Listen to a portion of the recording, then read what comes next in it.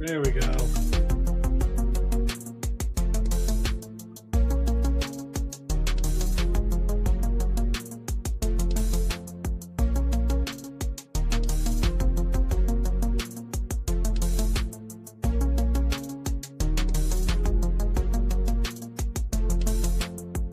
You're live. Hello, you beautiful nerds. Welcome to the Drunk Banthas podcast, where we talk about sci-fi, fantasy, horror, and all the popular art that we love. Also, we do it drunk. Mostly. Always encouraged, but never mandatory. I am your host, Jedi Master Grayson. I'm joined, as always, by my co-host and brother Bill. How you doing? I'm doing just fine. I'm excited to talk about the things we got to talk about. You know why? It's only two things. Yeah, there's only two shows we're talking about tonight. It's going to be pretty lean, but I'm sure we're going to find a way to make it 4 hours long anyway. And, you know, shit talking is always more fun with friends. Just so you know, I just accidentally skeeted a whole bunch of lotion over here. So when you look over here later, if I forget that it's there, if you see it later, it's not that. It's lotion. I just leaned over and I just did it. I'm glad that that's the verb you chose. It's what it did. I was like, no. Shit talking is always awesome with friends. That's right. We are joined by Wim. He is they're practically family, but y'all just hate him because he's light skinned. How you doing today, Very Wim? fair. Good. Tired. Good anti. Had a good week. You guys know how I tend to hyperfixate on shit. Yes. No. Hey, I'm gonna I'm so make glad some you did that. pasta. And I made some pasta last week, and then I weighed it, and I made 8.5 fucking pounds of pasta. So oops. Oopsie daisy. Oops, all pasta. I'm trying to see if I got something over here, if you don't mind. Oh no, you're good. Yeah. While you're looking that up, I just want to I'm so Bill, excited with about that lotion thing. Ooh. Yeah, that was smooth. it's Isn't the adjective you want to use, but it's good that Bill warned you, because otherwise it'd be like, he's so smooth. Yeah. He's next to me and I didn't notice him do that. So like, Yeah, exactly. yeah. So it's a good thing he warned you. Yeah, it's a good thing. Yeah, I don't want to. That's a weird thing to slip my on if feast you of don't know what steak. it is. It was, I feel like it was necessary to interrupt. I wouldn't have done it if I didn't think it was, if it was absolutely necessary. Guys, we have a great show for you tonight. We are going to be Hey, Alex, talking I do have a about. question before we get going. Damn it. Oh, Who's texting? When I'm It's making so loud. pasta, Alex, when I'm making pasta, if like I don't want to get a bunch of pasta all over my clothes, where could I go to find something to keep that from happening? Preferably with logos on it. You know what? I'm glad that you asked. You can head over to the Drunk Banthas merchandise store, where we have hats, hoodies, shirts, mugs, and all kinds of cool stuff with our stupid name on it. Just go over to the merchandise tab and you can check that out. And tonight we are going to be talking about Skeleton Crew. We're going to be talking about Silo, and as always, we're going to be talking shit. But we do want to get some house cleaning out of the way. You know, the Golden Globes just ended. The Oscars are right around the corner. But we all know the hottest award show in Hollywood. It's the Drunk Banthas Awards. We are going. That's the award show where we celebrate the genre films and TV shows that the award shows usually just completely ignore. And we're really excited. Last year it was a blast, and this year we're gonna be kicking it off again. Do you want to let's head over to the nominees, see what the votes are doing right now, because we do have a couple of the nominees up to available to vote. We got best cameo, best animated series nominees. They're popping up. Seems like Arcane is taking off, but you know what? X-Men 97 making a comeback, baby. Yeah, and we've seen it change really quickly. I hope everybody can see this, and I'm not just talking to myself. We're not just talking to ourselves here. I'm looking at it. Well, sometimes I do this when I'm on my show and I forget. That's the Bantha Bunch show every Thursday at 8 p.m. Pacific time. But I always forget that I'm not sharing. Like I'll just be talking. I'm looking at it. Which is even better when you imagine just a full screen image of Bill and just his eyeballs going up and down the screen. That's all it is me talking. Like, y'all see this? This is what I'm talking. And I'll be like, this right here. Just be fucking up. Hey, Frothy's got a good question in the comments there. Yeah, when are the drunkies happening? When are the drunkies happening? It'll be February 9th, which is a Sunday. So, guys, mark your calendars for that. We will be going live. The live show will be available. Why we pick a Sunday? It's always on Sunday. The first one was on a Friday. Oh, it was on a Friday. Yeah. Very notably. It's only been 2, by the way. All you all out there. But it's getting bigger every year. It's getting bigger every year. It's going to be on February 9th. That's going to be live on the night of. Then if you want to watch watch the full show after the night of, you have to be a member. But we'll have a more truncated, edited version that'll be dropping for all of our subscribers later on. This is one of my favorite categories. So, just so y'all get an idea, the drunkies. How different is the drunkies? Why would I watch the drunkies instead of the Golden Globes or the Oscars? This is why you would watch it instead. The drunkies award poll here. Best upsetting birth scene nominees here. Beetlejuice. What does it say about 2024 that there were multiple?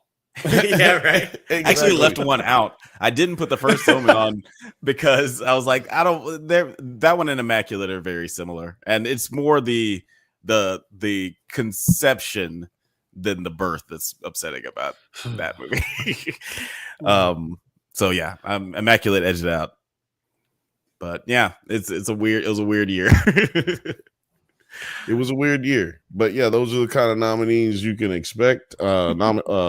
Just keep up with it on the Drunk Banthas channel.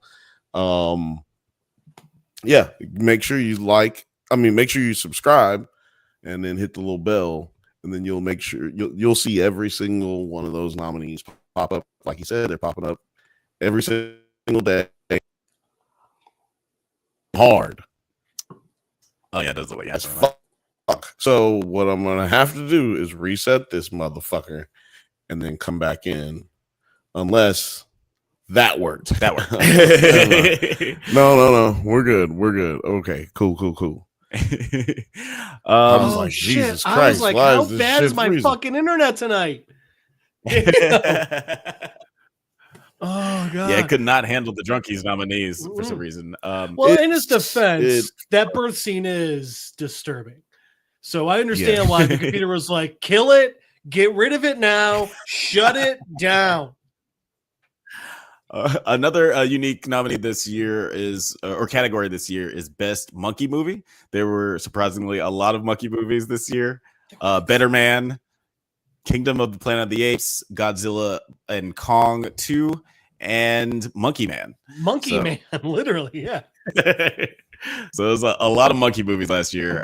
That's the nominees. America's racist or Hollywood's racist. America is not racist, obviously. Obviously, no history of that. Hey, it's dry January somewhere, but it ain't dry January here.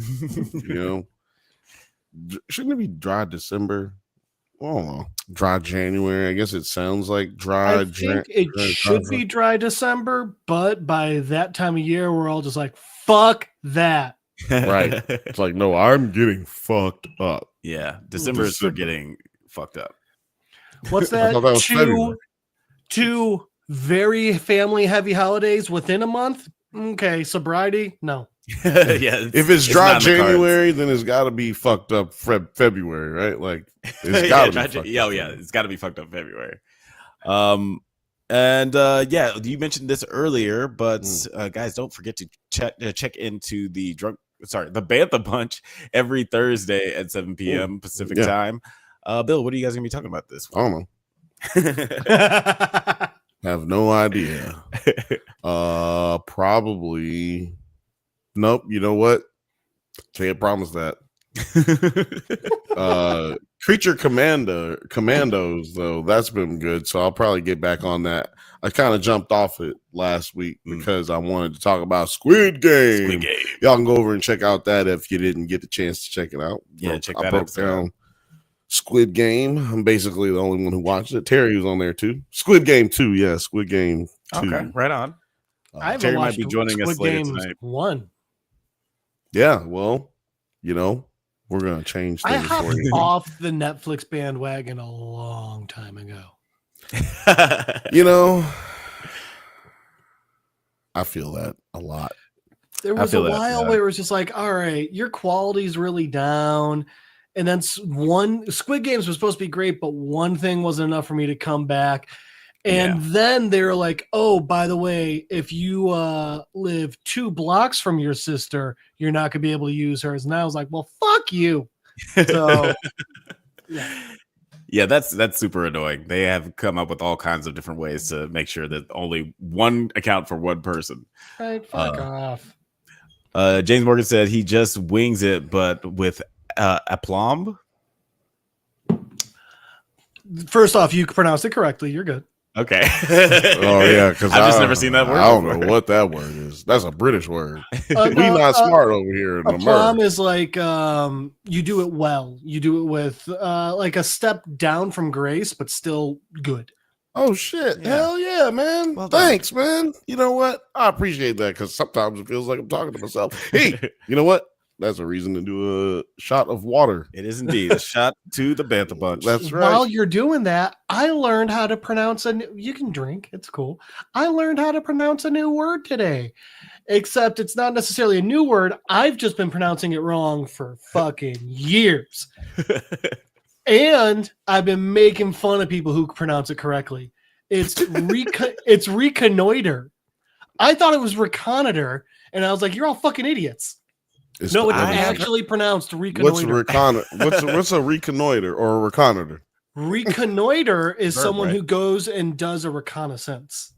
Oh, interesting. Well, you know what? I would go with reconnoiter. That's what I thought. Completely but wrong. Look, I said last Thursday, just so y'all get an understanding, when he says I just wing it, I was talking about all kind of shit other than Squid Game. Okay. And also I started talking about something. Oh, Gers and Purrs. Or no. It was Rachel V. Shout out to Rachel V. She was like, I'm crocheting you something. But I was like, I was reading it. I was like, she says she crocketed. Why is she said like David? I am going to crocket you some stuff for the drunk Banthas. And I was like, okay, crocket on down. If she combines the two and you get a crochet raccoon skin cap, I'm gonna be so jealous. Oh man, that would be amazing. I would really appreciate that too. That would be dope. I don't know where she's gonna get it, but we got to set up a PO box so that she can send it, and so that you can send us stuff too, guys out there in the world. That's true. As long as you don't send us anthrax or. You know what? I should get us all some candles. Candles? Oh yeah. You know, Jeff got them candles. My old job. Oh yeah, that's right. Such a fucking dude. weird. That would be amazing. Right? That'd be a fun one. We should do that. That'd be cute. We should do that. Oh, maybe we'll give one away. Before we get into the nitty and the gritty and our two this shows is tonight. getting into the nitty gritty. Yeah, let's get out of the nitty gritty. This part, no. This part is about to be the nitty. What you're about to say is the nitty and the gritty. And the gritty. That's right. We're about to go around the corner to Jeff's comic book corner. Butterfly in the sky. I can go twice as high. I'll just have to do it myself. Yeah, right. Yeah, like we've had some technical difficulties. Oh, by the way, guys, I know y'all who the day ones, y'all know the board is gone. It's over with. It's not. It's not about getting it back anytime soon. It's done. Yeah, unfortunately, RIP to the soundboard. So I'm gonna do it right here, ladies and gentlemen. We bring you Jeff's comic book corner. Butterfly in the sky. All right. We are back with issue 2 of Radiant Black. Man, I fucking love this book series. It is so good. And it's cool because it's an ongoing one. So literally, a volume has 5. Volume 6 just came out this week. So yeah, I'm really excited about it.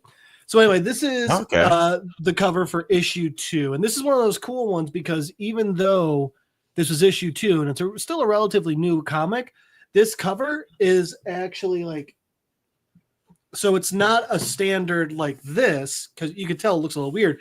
The cover is you open it up and you get that image. So that is both the front and back cover of the book. That's pretty cool. Right? So this one starts us off back in Lockport, Illinois. And it actually starts right where we left off with Nathan walking into his parents' home the day after he got the powers. And as he's walking in, his dad just is back there. He's like, "Oh, so you are alive, huh?" Just some real grade A Midwest dad jokes right off the bat. Yeah. And Nathan goes in the kitchen. And his dad's just like, "Yeah, your mother and I were taking bets," and he's just messing with his son a little bit. But then I'm just joshing you, pal. I'm just pulling your leg.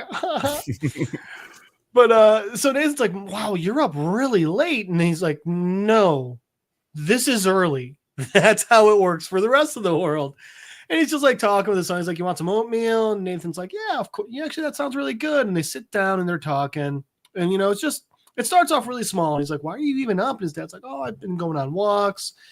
But then it gets into some real stuff. They're talking, and his dad's just like, "So does Marshall have any leads on any jobs?" And Nathan's like, "I didn't know he was looking for one." And his dad's like, "No, I meant for you."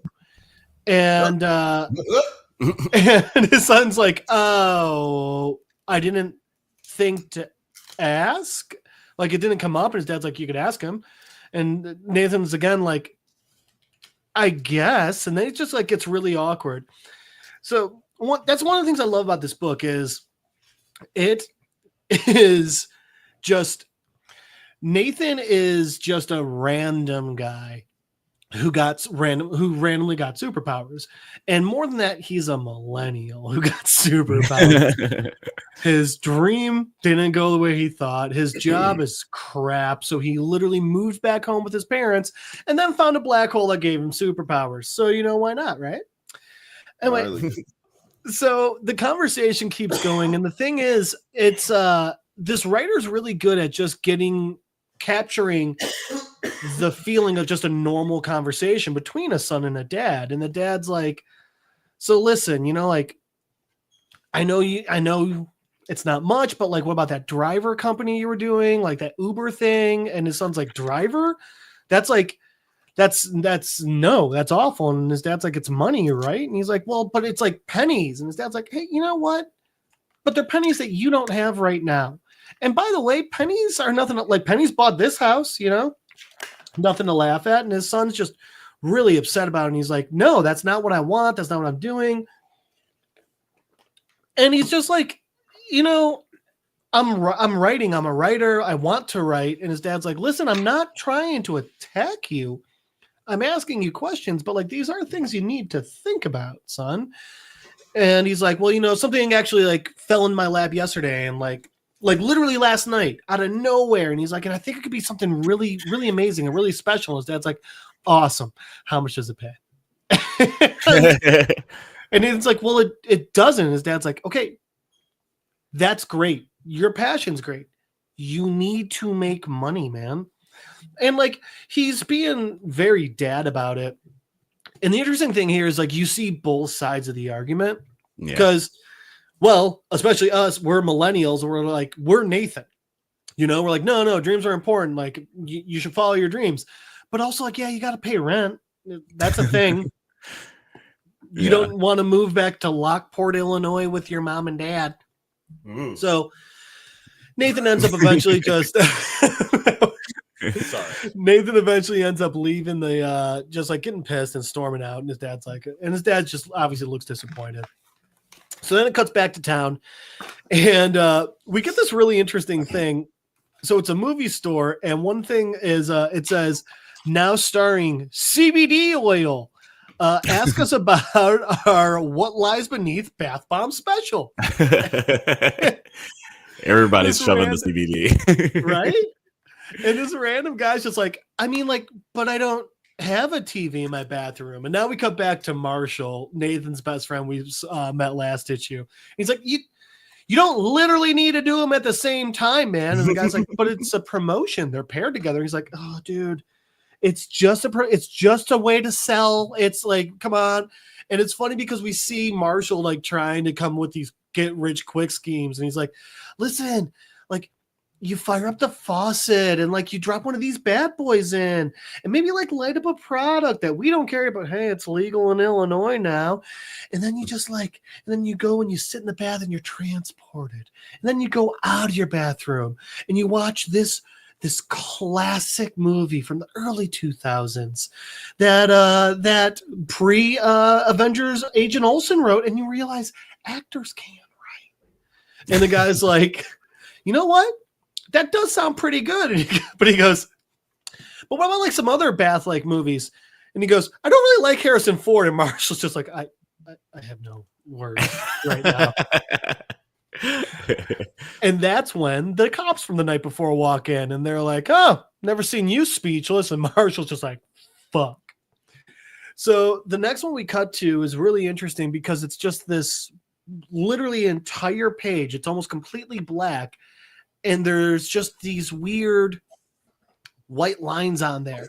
And as we see the white lines more, we start seeing the shape of this weird alien robot coming into fruition.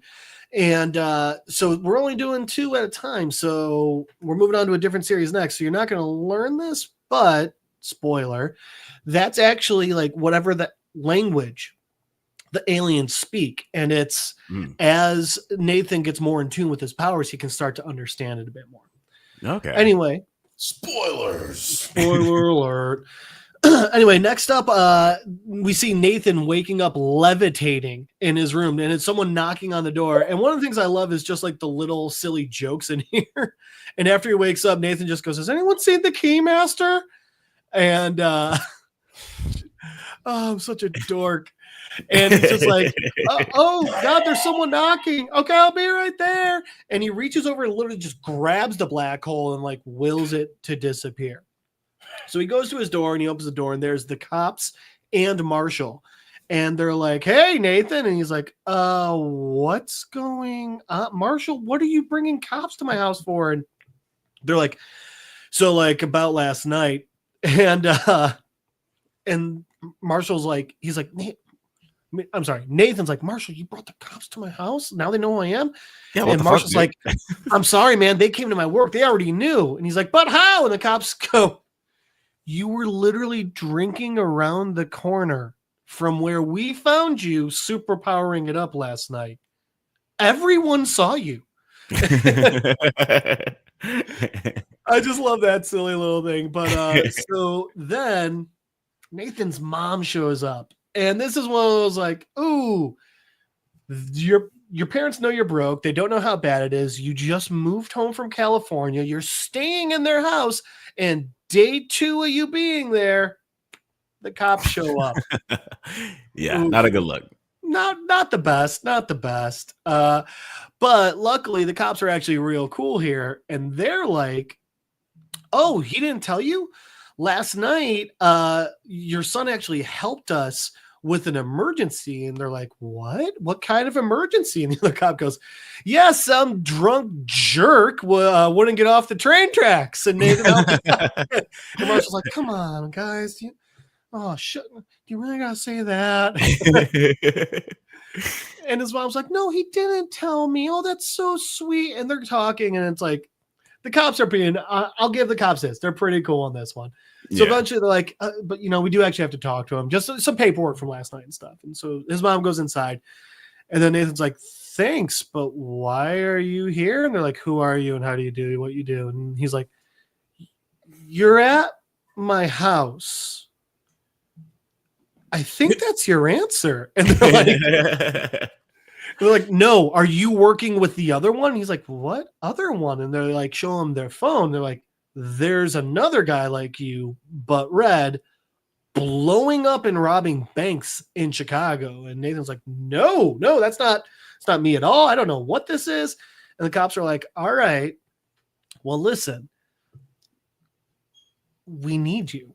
You like, I don't think you realize it yet, man, but you're a hero and like, you're a part of our community. And like, we need you. Like, you know, like, and Nathan's like, I don't even know how to do what I do. And they're like, well, you better figure it out. Cause this guy is. So then the cops get called away to something and Nathan and Marshall are left and they're talking. And so there's a lot of screenshots I got for this one that are almost an entire page because they're just so good. Including this one. They're just going back and forth, and Nathan's it starts with Nathan being like, yeah, so brought the cops to my house, real cool. And Marshall's like, they showed up at my job and knew who we were. What was I supposed to do? And Nathan's like, yeah, I guess you're right. But also like, hey, like, what's going on with this red guy? And Marshall's like, I don't know. Yeah, it's weird. And the entire time, the black hole's popping in and out. And Marshall's like, hey, can you control that? And Nathan's like, What are you talking about? And Marshall literally has to take his head and turn it towards the black hole that's popping in and out of existence. And Nathan's like, huh, cool. I guess I can. We're like, all right, Nathan. And Marshall's like, so when did you learn to control your powers? And he goes, oh, I have no clue. And they're like, Marshall's like, that's kind of a problem. And Nathan goes, yeah, but I'll bet this guy knows how. And they're looking back at that picture of the red guy. Mm-hmm. So now they're like, okay, if I can go talk to the red guy, maybe I can figure this out. And Marshall's like, but how are you going to figure out where he is? And Nathan's like, I got an idea.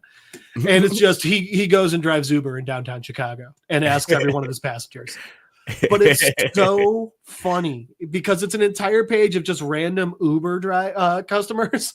And like the guy gets in, he's like, hey, did you hear about this weird bank robber? The guy's like, nope. He's like, oh. Okay. And then the next one's like, oh yeah, that was weird, crazy, cool light show. Another guy's like, what are you talking about? Then there's some girl just listening to her headphones. There's some drunk frat boy who's like, I don't know what you've got. Oh, you should probably pull over.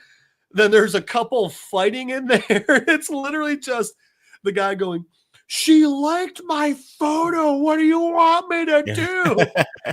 And the woman's like, just tell me you're not screwing her. And then it goes back and forth. It's just a bunch of it. Probably the best one is either the first guy's back and just says, still no. And then the next one, Nathan goes, never mind, because he keeps asking people if they've seen this guy, and it's a blind dude. It's clearly a blind guy. Yeah. So we finally get someone who has heard of this guy, of the red dude, and he's like, oh yeah, I saw him bust one over there. I actually heard he was like breaking into a place right now. And then was like, oh, crazy. Like, okay, so like, where's this? Well, first off, he goes, did you tell the police? And the guy goes, I mean, look, I haven't always been a saint, you know, like the police aren't exactly my phone a friend. And I just love how even in a comic book, the guy's like, fuck the police. And I think it's fair. Yeah, anyway, that's a fair assessment.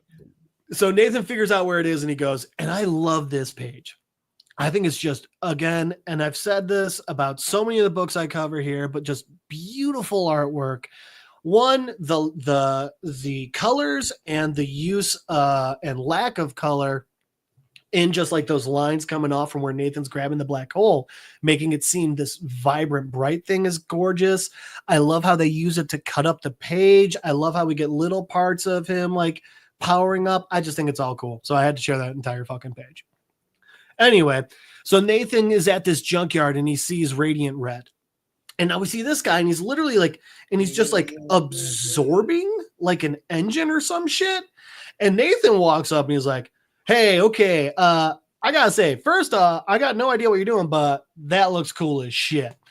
I'm guessing you also found a mini black hole and that's what's going on here. And he goes, but you know, that being said, I just gotta ask, like, is robbing banks the smartest thing? Like, I found you. I think like the cops will probably find you.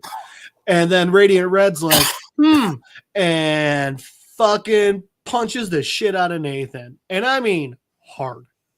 Like he sends him fucking flying. Crack. Correct. So Nathan like falls into like this old abandoned building and Radiant Red's coming at him. And Nathan's like, oh, I think we got off the wrong foot. I didn't mean to say like I was going to call the cops on you. I was trying to just like talk to you. And Radiant Red's like, I'm going to punch you. And Nathan's like, oh, I don't know what's happening. And then he's like, no, just like stay back. And like accidentally throws Radiant Red through a fucking wall. Radiant Red. So the song writes itself. I mean, it does. It does. So they keep fighting, and Radiant Red just beats the fuck out of Nathan because Nathan doesn't know what he's doing yet. Yeah. And then it gets really great because then Nathan runs outside freaking out because Radiant Red stole his car. So Nathan runs outside and he curses in weird alien language, I guess. It's a fun way of doing because like in normal comics they can't write shit on the page and stuff. So instead they just have like that weird alien text, which is fun. So anyway, after that, Radiant Red's driving off and Nathan again is just like, hey, so it's me again. Okay, like I know I upset you, but like I kind of like really need my car back. It'd be cool if you could give me my car back. And just flying along. No, way before that. Flying along and fucked up. nah, it's cool. Just flying along next to him, and as the guy's racing through downtown Chicago, and he keeps being like, "Can I just, dude? You can go. I just want my car." And like the guy's like sideswiping him and shit. And eventually, Radiant Red's like, "Okay, fuck this," and drives his car off a bridge. Holy shit. Yeah, right? And Nathan understandably freaks out. And this is where it starts to get extra cool. He does what he did with the train, but he also does what he also, while he's doing that with the car, starts like pulling these bags or whatever the fuck it is that Radiant Red's trying to run off with. And another thing that becomes very obvious later, but we don't quite know right now, Radiant Black has gravity powers. So anyone, anything, he can adjust the gravity. That's how he can fly. That's how he can live things. Fucking dope. Very cool. Right? So eventually he's like, he gets the bags. Radiant Red runs off. He's able to land his car and he's like, what the fuck? What this guy? And he looks in the bags and he sees they are full of fucking money. And then, right? And Nathan's been having some money troubles. And this is, again, one of those ones where I just wanted to share the entire page. That's the entire page for this one. It's him looking at the money, thinking, and I mean, no text. He's wearing a helmet, and so you just get the eyes, and they're still able to show that emotion. I cannot get over. Again, I love this book. I love the artist. I love the writer. I love all of it. So anyway, then we cut to two cops. One of them's like, so you think it's the same guy or you think it's someone else? And the guy and his partner goes, you mean, do I think it's the same bright red guy in a helmet who can explode walls? And his partner's like, could be a coincidence. And he's just like, oh. Exploding walls is my old job. Sorry. So Radiant Black swings by and he drops off the money and he leaves like a little note like, hey, I think you guys lost this. And then he flies off. And it cuts back to his house, and it's him, and it's morning again, and his dad's like, "Oh, so you paint the town red?" And he's like, "I mean, I guess I was driving all night." And Nathan now, it's just like the beginning of the book. He sits down with his dad, and and I really like how he says, "Listen, I wanted to talk to you about that. I was thinking about what you said this morning, and you're right, partially. This writing thing, it's not going to happen overnight for me. And even if it could, I don't think that'd be the best. Nothing worthwhile comes from a shortcut, right? Maybe I will keep driving, as awful as it is. I can make a little money and also my own hours, which is important for the second part, the part you were wrong about." And he says, "I do need to write, whether someone is paying me or not, because that's the only thing that's real. He says, because that's the only way things really change. And so that means I need to make time for it 1 or 2 days a week. It's going to be hard and it's going to take time, but I need to do this, Dad. I need to put in the real work and see if it's in me, and I need you to be okay with that. And I love that his dad just goes, I am. And I think you should. And his son's like, you do? And he goes, I do. And he slides him a bowl of oatmeal. And is like, I didn't realize. And he was like, listen, I know that it's important that you work and you do need to bring in money. That's just, you're an adult, but you're my son. You're good. You're talented. And I need you to be this creative person as well. And they're sitting there and they're just enjoying a bowl of the oatmeal. And he's like, huh? And his dad's like, what? And he goes, I made $200 tonight. And his dad just goes, well, sounds like someone earned some extra raisins. And that's it. And that's the end of that issue. But it's just such a great, I love it. It's such a millennial parent and child encounter. And it's, when a millennial makes it writing an indie comic book, shockingly, he writes what he knows. Shockingly. Shocking. No, that's a really... My mic was turned around the other way, so I wouldn't be too loud. No, that's a really great story. I'm really... The main character is so relatable. And he's so coded with different superheroes that I love, like Spider-Man and Superman. Mm-hmm. He's kind of got that Spider-Man look, his costume and everything. Yeah, for sure. Yeah. Coded. And I like that he can emote with his eyes under the mask. And it makes sense. But it happens all the time in comic books with Deadpool or Spider-Man. But it makes sense for this character because it's this weird alien amorphosis. Right. Yeah. You got to find a way to still humanize it. I might have just made up that word. Amorphosis. Anthropomorphize?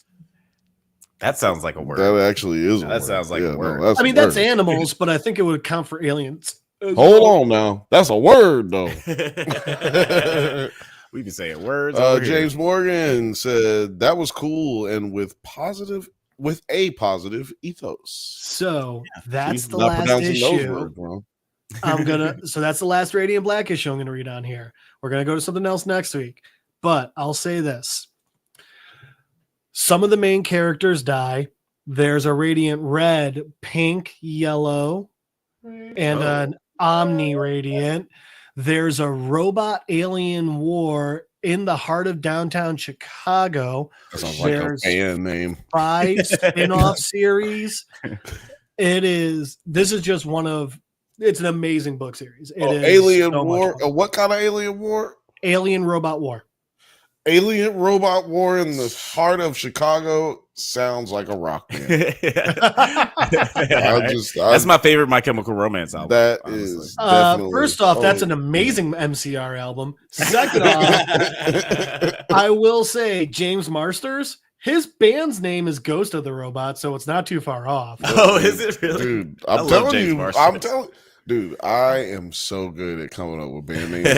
Not that I'm good at it, but people say it, and I'm like, dude, that would be a great R&B group, or that would be a great R&B song, or that would be a great punk rock band. Be perfect. That would not be a good one. Wait, which one? Be perfect. Be perfect. No, that's not a good one. But yeah, that sounds super awesome. I'm gonna definitely throw that on my Amazon wish list. Thanks, everybody. This has been another segment of Jeff's Comic Book Corner. So since we've been doing a lot of indies, I'm thinking next week we'll go a bit more mainstream, and I'll either do Batman Creature of the Night, which is our world, and somehow Batman forms in it. Ninja Turtles, Power Rangers crossover, or Batman White Knight, where the Joker becomes sane and the hero. Oh, interesting. Look on what you do there. Okay. I mean, I'm a big Ninja Turtles guy, so that's my main vote. But guys, let us know in the comments which one of those sounds more. That's my main vote. Also, a great name for a band. More like an alternative band. You know, they're like Yeah. You're thinking alt political. band? I was thinking like country or folk. Yeah, they're more political. Whatever they are, they're more political. Yeah. They almost got canceled in 1997. Oh, James Morgan, to answer your question, water. And I got a NutriBullet for Christmas, and I've been going fucking insane with the smoothies. So it's just a strawberry or banana smoothie. Yeah, no, Jeff's Oof, been tasty. pretty much sober or all the way sober since like November, right? Or October. September. But I had September. a drink on New Year's Eve, and it was delicious. But I'm doing dry January with a friend. So then in February, I'm going to get fucked up. You guys, Fuck you guys are February. wild, man. You guys are wild. I might do a month of not drinking. Yeah, Who knows? Sounds fun. Kind of weird for my I'm just going to employment. say February is a real good one because it's the shortest. It is a No, short one. it's not good for me because we got the drunkies on And February. Super Bowl. The drunkies, Yeah. Super Bowl. Drunkies are on the Big drinking Wait a holidays. minute. We're gonna do the drunkies on the Super Bowl? Does it come out? Is the Super Bowl in February? Oh, Yeah, it's in February. It's like the I said, is first. it February 9th? man. We need to look That's it up. going to be. Do you think Budweiser's going to be angry that all of their advertising money is just going to be wasted because everyone's going to be watching the drunkies? Yeah, man. It'll be It's like, man, our viewers plummeted. it'll be like in Living Color all over again. The Yeah. next year they'll have Michael Jackson's hologram. What is it like? $5 million for a 30-second ad or some shit? It's something insane like that. It was like $1 million like 10 years ago, so I'm sure it's astronomical at this point. And also the ads Yes, suck that is now. the day of the Super Bowl. Well, we're gonna change it, but Do the 8th.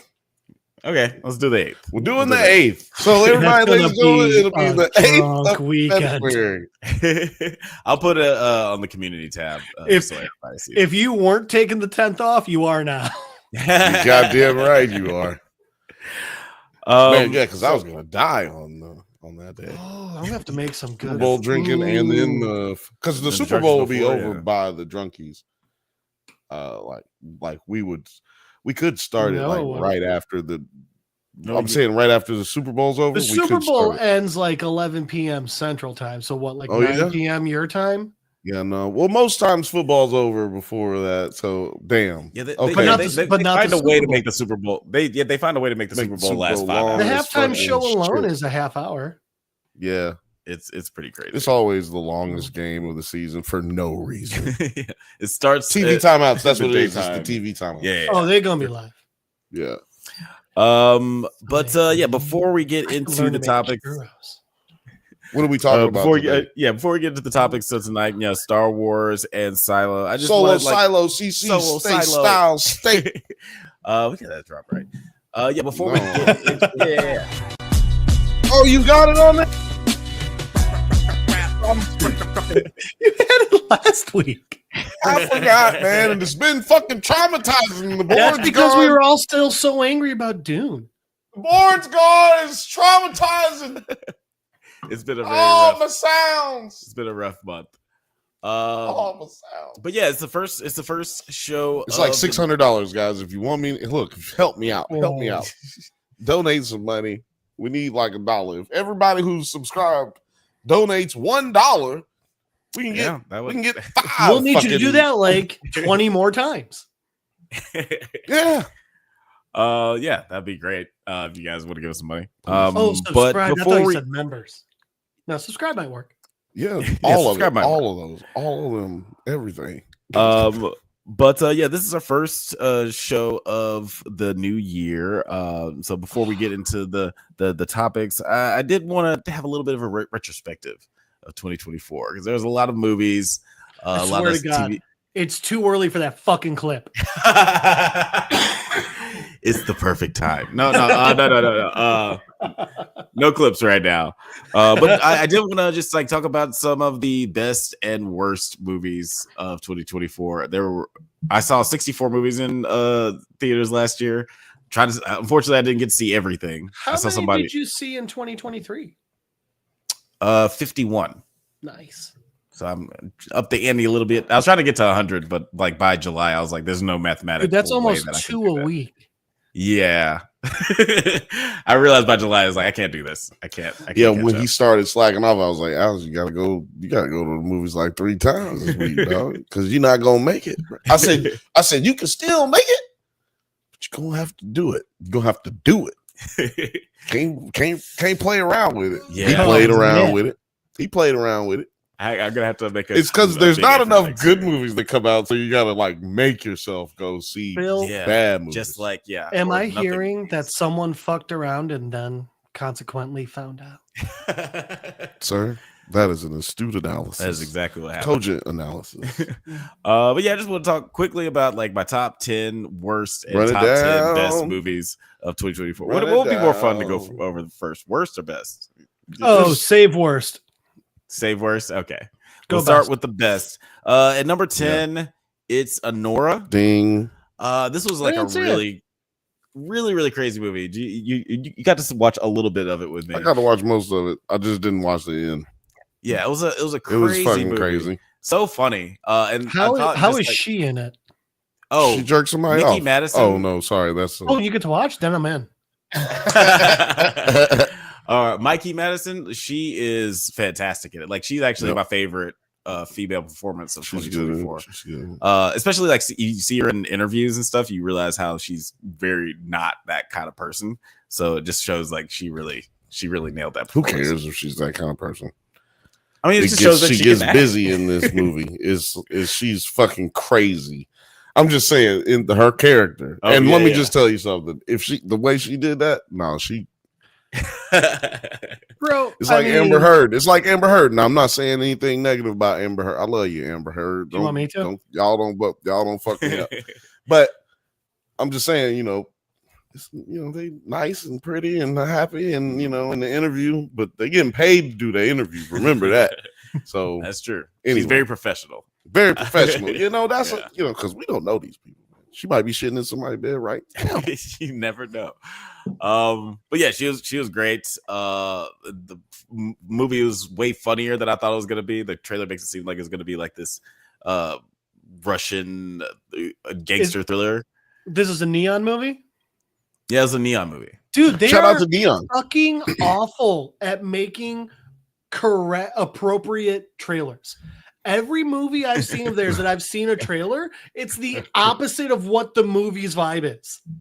Actually, that's true. Hold on, no, you can't co-sign. We're not co-signing any of this. Shout out to Neon for sending the screeners over. Neon makes some of the best movies I've ever seen, but their trailer, Monster with Anne Hathaway and Sudeikis, holy shit! No, you watch that trailer, you're like, this is going to be the feel-good comedy of the year. No, it will not. Right, it twists it up on you. I will also say, well, no. We're not doing worse yet. Go ahead. Oh yeah, we'll get to the worst. Because it better be on there. There's a Neon movie that better be on there. Oh, you know what? It's not. But goddamn, you know what? I don't know. I might have to make a change. Number 9 is The Fall Guy. A lot of people. I know a lot of people who are like, "Fuck the Fall Guy." This movie. Like, I love this movie. Yeah, I love it too. It's right? It's a good movie. I'm actually curious. What are their arguments? Like they just feel like it wasn't They have funny. A small penis. They felt like they pussy stank. Jealousy. Jealous. They didn't really find it funny, and they thought that the story was too convoluted. Like they felt like there are too many things going on. There's one thing going on the whole time. Have you seen any movie nowadays? A complex story is what? No. Like, to me, this movie is not complex. There's one thing going on, and if you really paying attention, there's nothing explained about any of the other characters, really. So, like, there's nothing convoluted about it. It's the Fall Guy. Yeah, it's just like a fun and also silly movie. Yeah, man, y'all are stupid. The anyway, plot of the movie's a pun. It's fantastic. Your pussy stank, and you got a small penis. If you hated this movie, My name is Jeff, and I approve of that message.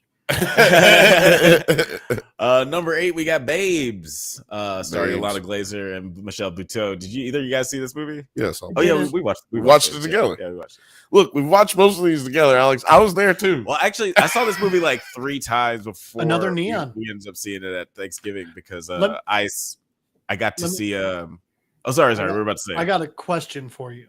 Yeah. Because this is another Neon. Is it a comedy? It is a very comedy. much Okay. so a comedy. Well, the trailer said it was a comedy, and it's a Neon movie, so I don't know. Yeah, you never know.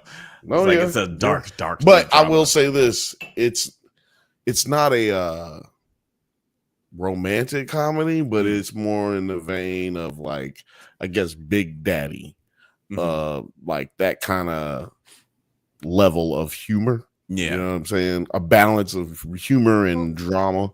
yeah. It It's feels got- like a it's definitely got some modern day heart. story of a woman having a child. It doesn't need to be with a family. It can still. Yes. Yeah, if it's very anything- much so a lot of that in there.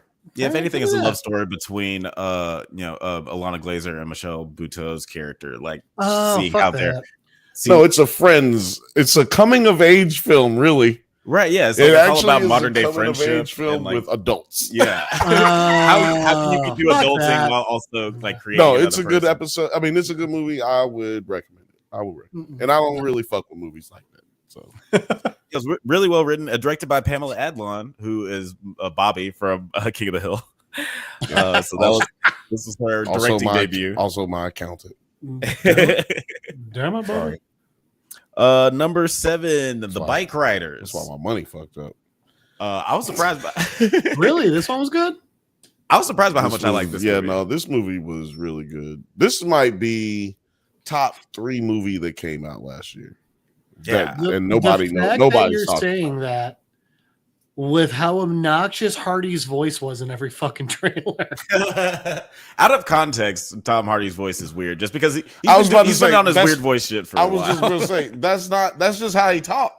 You can't say, "Oh, he talks weird." Da, da, da. No, that's how he sounds. It's like when everybody be like, "Oh, with Eddie Murphy, he be laughing weird." Like, no, motherfucker, he laugh weird. That's just like, I guess I gotta change how I laugh. These niggas are roasting me in these streets. exactly. It's so crazy. And by the way, Frothy, I'm going to say I'm over 35, and I would say I still haven't come of age. So, yeah. Mhm. Yeah, Yeah, but no, you got to watch it, Frothy, to understand what I'm saying. Okay, some people grown and don't got their shit together, you know. So, Yeah, boy. but yeah, this is like this is a gnarly movie. It's about coming back from Vietnam and not knowing what to Well, do with yourself. Isn't it the 'Cause this true is how- story of how MCs really started becoming affluent? Yes, but I was talking about like the theme of the movie really is like, you know, it's more so about like, what do you do when you're a youth who comes back from seeing death and murder and committing murder and you know, and surviving bombs going off and all kind of shit. You got PTSD, and then you come home and you ain't no jobs for you. So, Right. and people kind of hate you. You Are you drink. baby killers? Exactly. You drink, you form a group And of people you who get are yourself a like-minded. You get yourself a bike. And Yeah. you ride, baby. You I have a ride. legit question about this movie. Yeah. If you can only name one, who is the standout actor in this movie? Jodie Comer. Yeah. I would have to Jodie say, Comer. that's homegirl right here. She, The what? I don't um, think she's a love interest, right? Yeah. yeah, she's the love interest of Austin Butler's character. And she is a Swedish actress or something. She's the Tara of this. If she's so Yeah, her yeah, being she's very much the Swedish, Tara of she's gonna get. I'll give it to her since she's Swedish. like her because she nails that fucking accent. And like I But watched I will this like side by side where like they had footage or like footage of the person that she was playing in like one of the scenes that they recreated in the movie, and it's just like she fucking sounds exactly like her. It's kind Well, of that's what I was gonna say. If she's Swedish, I'll give it to her. But there's not one person who outacted anyone in this movie. This is one of these movies where everybody is given, not taking. Everybody is like giving their scene partners something to work with, and some it's It's crazy. It's like what you want out of a movie, for real. That's interesting what I'm saying. considering you got two very big acting personalities right there. Yeah, that's what I'm saying. Like, it's like Butler permanently fucked his voice up because he got too much into acting. But what's his name? The dude, the blonde dude, Austin Butler. Austin Butler. Yeah. So he got like 10 lines in this movie. Yeah, Spoiler mostly alert. scolding. Spoiler alert. He's got like 10 lines in this movie, but he is talking to you the whole time. You know what I'm saying? Like, there's not one moment where he's not speaking to you with his facial expressions. Yeah. But, and like literally, because I thought about it when we were just sitting here talking about it. I'm like, damn, that motherfucker really didn't say a goddamn thing. but I remember every one of the words that he said, right? Like he was talking through the whole movie, but he wasn't saying nothing. That's crazy, actually. Well, I didn't see it, but you guys have convinced me. I will rewatch Sons of Anarchy. Yep. Roll Tide. It is very Sons of Anarchy meets Goodfellas, like the vibe. Absolutely. Scroll Tide. God damn it. Scroll Tide. I would love to have joined one of these groups, although I couldn't because they racist. Yeah, they were horribly racist. They hate black people, which was one of the reasons that they got together. Written into their charter. One of the reasons they got together is like black people. They all think black people taking their jobs and shit. Yeah. To quote South Park, moving on to number 6 is Blink Twice. I fucking love this goddamn movie. This was a good movie. So did you see this one, Wim? I saw this one in theaters. This one was a rough one to watch and one of the best movies I've ever seen. Boom. I give it top 10, top 5 this year. Or 2024. Yeah, it was Zoe really hard Kravitz, to figure out my top 5. All the awards, man. Yeah, like I'm really excited to see what she directs next. Give them to her. I'm kind of disappointed in like America that they didn't like flock to the theaters to go see this. I was hoping this was going to be like Get Out and just like you thought America was going to see a black lady do something, nigga. You crazy. Shot. I should have known. You want a black man? You got a black lady on the front of this. Who would have thought? I sound like Uncle Ruckus right now. You got you a Negra on the front of this poster here, and you think that niggas in Alabama. Look, our grandfather did not watch the Cosbys. See, I'm just trying to tell you how racist America is. It's not just. It's not just white people. Yeah. Black people hate themselves sometimes. I'm just going to throw out there, race, someone not watching the Cosbys. Yeah. Turns out that was the right call. Who knew? Well, his reasoning was. Oh, no. He wouldn't watch the Cosbys because he didn't. He said that. He said, I read between those very large lines. He said, I am not watching the Cosbys because I'm not watching no niggas on TV. Why is that your reasoning? Why is that your reasoning? He's like, that shouldn't happen. You shouldn't be watching niggas on TV. I ain't watching nothing about but no, I agree with Alex. I'm really amazed that a bunch of white guys didn't want to go see a movie about white guys being the bad guys, written and directed by a black female. Who would have seen that coming? Who would have seen that coming? Yeah, it's crazy. I don't know. I thought that like it would have been like I don't know. I just hoped better. For now, America. I'll say this, joking aside, I actually think Frothy nailed it in the comments there. She said, I don't recall seeing Tatum nor Kravitz do any press for it. Up there. Yeah. Well, that was just her expounding on. She said she doesn't think it was marketed to its potential. Could not agree more. Yeah, but I mean, it's not a big studio movie, and I mean, they're not going. Yeah, it was a terrible trailer. I will say. I will say this: you had no idea from the trailer. It's hard to do. You shouldn't know what's going on in the movie from the trailer, and usually that's how you know the movie's gonna be good. I feel like the trailer actually showed too much. Like after watching the movie and then I watched the trailer, I was like, oh, well, you're just showing what the movie is. That's not especially with this movie, it would have been hard to put a trailer together for it without spoiling. Yeah, without spoiling it. Yeah, I will say, I think it was encourage anybody who hasn't seen it going into. Oh, go see it. Go see it right. Or don't go see it and go watch the review for it on the Drunk Banthas channel. Yeah. And next up, that should be on NerdsAtNite too. We should put it on there. Yeah, we'll see. We'll post it there. Fuck those guys. Next up, we Number got 8. number 5. Oh, number 5. I was going the wrong way. Furiosa, a Mad Max story. This is another one of those movies like Fall Guy that people fucking hated, but I fucking loved. I didn't hate it, but it was like surprising pointless. Considering your dislike of women. Yeah, it's a CBS TV. No, it's a TBS movie. A TBS movie. TNT movie. Okay. No, it's good. I So talked it's about It'll be it. fun. I talked about it. No, yeah, I talked about it on. It's explosive. I talked about it on the Bantha Bunch. A good movie is, a movie that can be watched on TNT. But it's a good movie, but it ain't like the best movie ever. But like now, a lot of the Marvel movies are on TNT. You know what I'm saying? Like, Yeah. So I say it's a good movie, not a great movie. And I see people's TNT is reservations okay. about it because, like, I also honestly didn't think that Fury Road was like the best action movie of all time, Yeah, like no. people said it was. Like, I thought it was good, and I thought that this was good, but it's just like a step above because I feel like the movie is a lot more patient. It takes its time with stuff where they're just feeling like super super fast and bombastic the entire time, which is like some of the fun of Fury Road. But this movie takes a little bit more time with character building. And I feel like it blends into Fury Road really, really well. Next. But yeah, well, Wim, you didn't see it, right? I did not, which is Okay. ridiculous because I watched every Mad Max up to this one. And I was like, I'm going to go see it. And then I didn't. Yeah, I think it's on HBO for those who do want It to go sure see it. is. I think that was another thing that hyped me up because we watched all the Fury Road. I mean, all the Mad Mad Max Max movies leading up Max to and it. the So I Mad. was just, Yeah. Because Oh, we did a does it hold up on the first Mad Max, Which, 1970 something. Pretty different premise between the first and the second. Yeah, it was 100% different.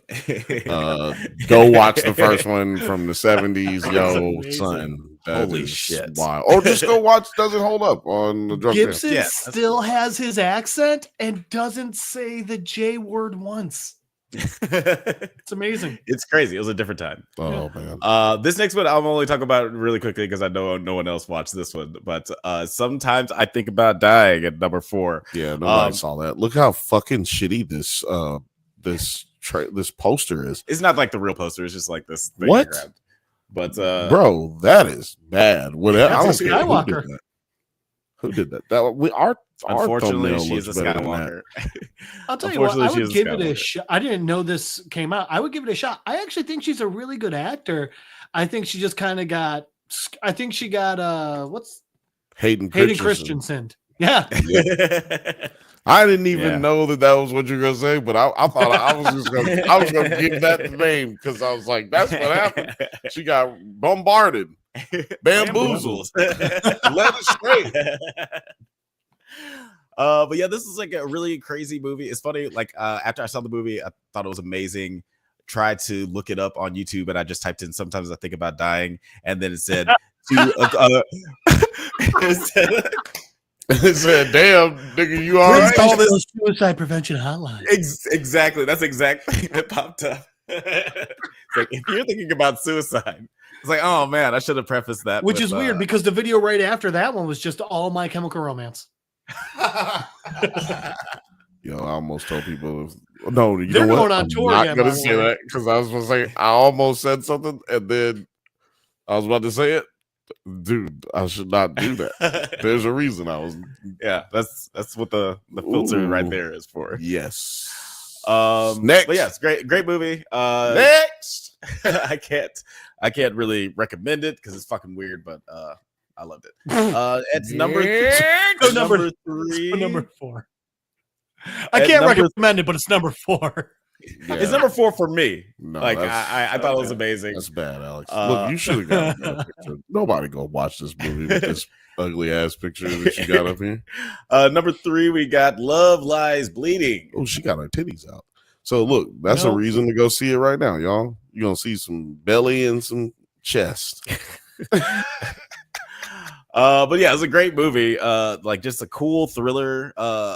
And just like the story just unravels in a remarkably satisfying way. Like the way that it all ends is fucking nuts, and I still don't understand the ending for a movie that's just kind of so straightforward crime thriller. But I thought called it was just white trash movie. This movie is the white trash movie of the year. Did you like this one? It's just okay. Did you watch some of it? You watched all of it, right? Or some of yeah, it? I watched some of it with you. This movie is just a white trash movie. Is it based on a true story? It's like I'm asking, goddamn. I thought you said. I thought you said it was based on a true story. No, it's not. It's not based on a true story. Oh, okay. Well, I mean, it feels like a Florida Man. It feels like a Florida Man episode. Did you see this one, Jeff? No, I didn't. But you know who it's written by? No. Brought to you by Meth. You know this is happening. And that was the only movie of Kirsten Stewart where I was like, "Hey, she's actually a good actor." That backhanded compliment. No, it's just, like I was like a lot of people like I with that backhand compliment. I haven't seen her in a lot, but what I've seen her in, I wasn't impressed by. So it's cool to see that. Jesus fucking Christ. Anyway, number 2, Challengers. I'm sure freaky movie of the year. I'm sure everyone has seen this. I did not. No, I didn't see this one. You didn't love this movie? We didn't see it. I didn't see it. You didn't see it. Okay. Yeah, no part of this movie. Me and Jeff didn't see it. There was nothing in any of the marketing or trailers or anything that I was like, yeah, this is something I'm going to enjoy. Yeah. Same, it was and I like fucked up shit. It was presented as a freaky tale. Yeah, and it's funny because and then she gonna make these niggas make out, and then she gonna leave the room. Which I will say, that's pretty funny. Yeah, if you touch his booty and you touch his booty, and then you lick him, then I'll come back and I'll lick y'all. They're like, okay, all right, sure. No, it's funny because like there's zero sex in this movie. As much as it's been like sort of propped up as this super sexy movie, there are some like sensual moments and like like a lot of tension. It on you get to see Zendaya naked, and they were selling it. You gonna see these two niggas kissing. Yeah, it's just like, did you see them niggas kissing? Yeah, you did see them kissing. See, I knew it. I told you it's one of them situations in this scene. Like I spoiled the whole movie right now. But what I just told you. What the movie's really about is just about tennis. It's about like being like these two athletes are just like in different aspects of their career. It's just interesting seeing this person who pretty much has it all and Zendaya. So like, how could you be upset? And this other person who is arguably more talented, but he's like just sort of scraping by. And they were like best friends growing up. And they like kind of had a falling out, and now they're coming together to have this weird sexual moment where they fucking touch each other's penises. Well, no, have this Shocker when you almost have a threesome and one guy gets her, the other guy's unhappy. Well, it's a little bit more than that because again, this guy is more talented than the guy in who the bed has it all. More talented with again, there's no sex in this movie. Like, you don't see any sex. I didn't say you see it, but I'm just saying he's more talented. Bro, they just play ping pong while standing on the table. Who cares? Yeah. But yeah, I like how because nothing about this movie made me interested in it, like the marketing or anything. Yeah, I know. I was just trying not to laugh. I try not to laugh a lot, but nothing about the marketing for this movie like made me interested in it. But I just kind of threw it on after I like heard so many people, like so many critics say so many good things about it. And again, not a sex movie. It's a movie about sports. Yeah, I told you. That's what I said. It's a tennis movie. Well, that's not what they sold it on. I mean, Jesus, might as well have been a neon movie. Sold it on. Who could have seen this one coming? And my top 2 movies are starring the lovely Zendaya. It's no surprise that my number 1 was Dune Part 2. That was number 1. Okay. What's the worst ones? Let's run them down. This was December, right? This was almost exactly a year ago, right? Or January, I'm sorry. Yeah, it was like March or April. I forgot it was 2024. Oh yeah, it was the week of my birthday, I think. Yeah, March yeah, the yeah. It's 4th like or March the. All right, and now Early Alex is going to March. break down my top 10. Yeah, go ahead. Worst movies of the year. Go ahead. Worst movies of the year. Go. No, that was not right. It's the best Christmas pageant ever. This movie. Man, I I just can't watched that believe you did. today. I thought Oh, it was really? cute. It's not good, but it's cute. And Oh, I love man. Pete Holmes. I was just like, I went into this one cold. I was hoping I'd get surprised by a Christmas movie gem, and it's just like so nothing. And then when it tries to be something, it feels like it's been written by a youth pastor. Like, Then go watch Dear Santa. is that the one with Jack Black? Sure is. Jesus Okay. Christ. Go to the next one. I'll be watching these shitty Christmas movies. I hadn't done it in a while. I will allocate time to do it this year. Yeah. 2025. Make baby. time. I got 11 months to prepare for it. Number 9. Oh, it's so tiny. Borderlands. Jesus, Garbage that looks movie. like It just was as a shitty as fuck. the movie was, so don't worry. shit. Yeah, this was fucking awful. Like, I've never gone to a movie and thought that it was like just truly so bad. Like, but I didn't get up because we had already paid for the tickets. Like, that's the only reason I didn't get up. But Bill, chaos loves company. Yeah, I don't even know what the fuck that means compared to, like, as far as the movie went, I don't know what the fuck that means. This is a real hodgepodge of bullshit. Can we go to the next one? Yeah. And they got the biggest fucking actors. That's the funny part. That's what's amazing it's about how shitty Kate it is. Blanchett is in this movie. She's Like, amazingly hot the whole movie. Guess Like, what? how None of that matters. yeah, it does not help the movie at all. She's not good in it. Like, I don't know. What was she supposed to do in this? You say she's not good in it. What was any of these people supposed to? I'm just saying, what were any of these people? There's no supposed saving to in do? this movie for sure. No. Like, it's just, it is There what was it nothing is. that could have been done. This is like somebody with stage 4 cancer. This It's is bad. like Wolverine, Origins. No, He's arguing- Wolverine Logan when he had cancer. I'm He died. pretty sure. I'm pretty sure someone with no, I was thinking of someone else. Never mind. Keep going. Next. Next up, we got The Beekeeper. What? You didn't like John Right. Wick with insects? You didn't like the Fuck no, it was so stupid. But like Alex, hilariously so. There was I had fun with it. I can't believe we used to be friends. I watched it on You the plane and I didn't was like like, the I mean, okay. I drink on planes, so it was fine. Yeah, everything's better on a plane. Just move on to the No, everything's better with alcohol. Because I can't believe Also, you yes. didn't like the beekeeper. I'm the beekeeper. I The do beekeeper. love Jason Statham, so it did make me a little upset.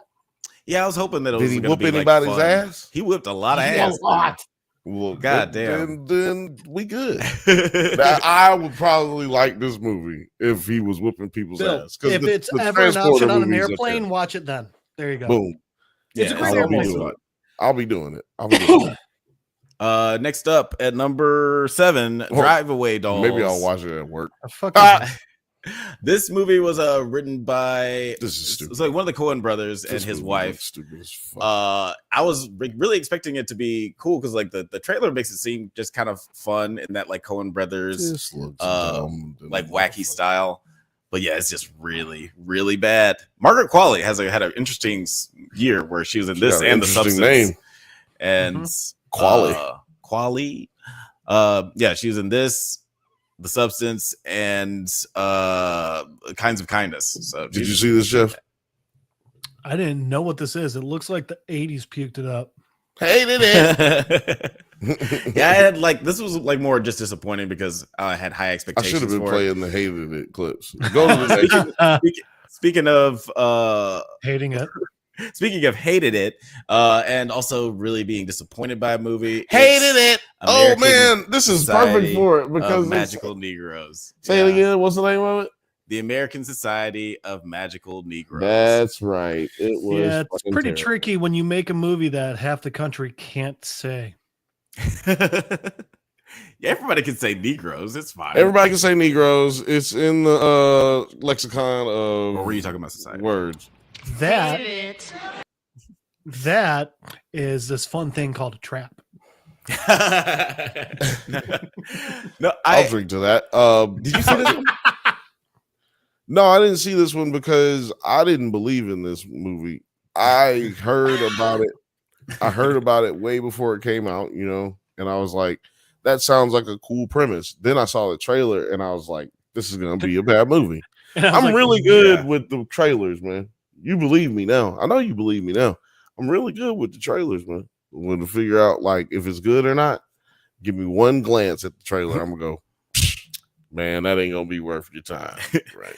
Yeah, sometimes you can just tell. I didn't watch the trailer for this one, but I just thought that it was going to be about a society of magical Negroes and not necessarily be like, I was thinking of like Black Harry Potter. Right. I didn't know that like, we're actually going to like self-actualize the trope from movies and TV shows. Yeah. And like try to weaponize that in some cool way. Hey. The way we keep Massa off our back is we let Massa do whatever Massa want to do. Because as long as you keep Whitey happy, we should stay happy. Because if he's a sick Massa, I's a sick. Yeah, this movie was written by Stephen. That doesn't seem like something I want to see. That just sounds so fucking It's awkward. more of a rom-com than it is a so it's just what do you call it? Fantasy, yeah. It's what's it called? The Sorcerer's Apprentice but not white. Not even. Like I wish it was that. It's more like fucking I don't know. It's shitty. Next. No, it was the story about the guy. Yeah, fuck it. It doesn't matter. But yeah, it's more the story about a girl who cried a river and drowned the whole world.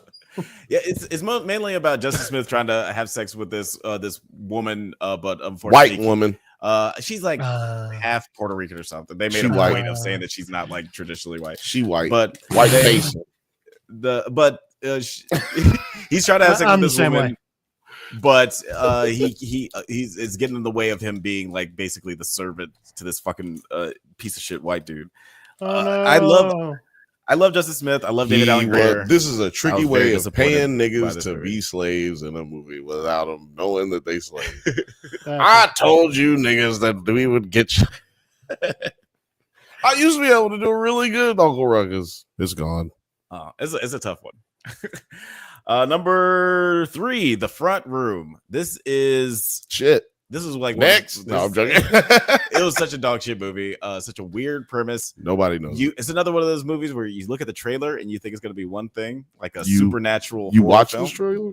I did actually see this trailer. Like that's what, like I saw it before some other horror movie. I was like, oh, this looks good. Brandy, what are you doing here? For those of you who don't know, Alex doesn't watch trailers. I do not. Because he's smart. Fuck you, the movie Us. I watched trailers, but I didn't see Us. I tell you that much. After watching the trailer, I was like, nope. Yeah, which was the next one. Oh, perfect. Sometimes it all comes together, like butt cheeks. Yeah, like this movie was like so bad, it was hilarious. Like I literally laughed out loud in the middle of the movie and said, "This is the best movie ever made!" Like in the theater. Go outside, nerd. Get out. Go. I ain't got time to be distracted by your. Like I thought that it was just it was just a treat. It was like, especially after seeing so many, let me just translate for the people. That means that this movie was absolute dog shit. If this motherfucker loved it, let me tell you something. It was dog shit. And that's not to say he has bad taste in movies. I guess that's kind of what I said, but that's no. That's not to say he's just like a masochist. I have a weird affinity for movies that are so bad that they literally drive you insane while they call that masochist, and then you just start laughing your ass off. Am I wrong about that, Jeff? They call that a masochist, right? I think now they call it a simp. A simp. You know what? I will say that. Yeah, he's a simp for bad movies. Next.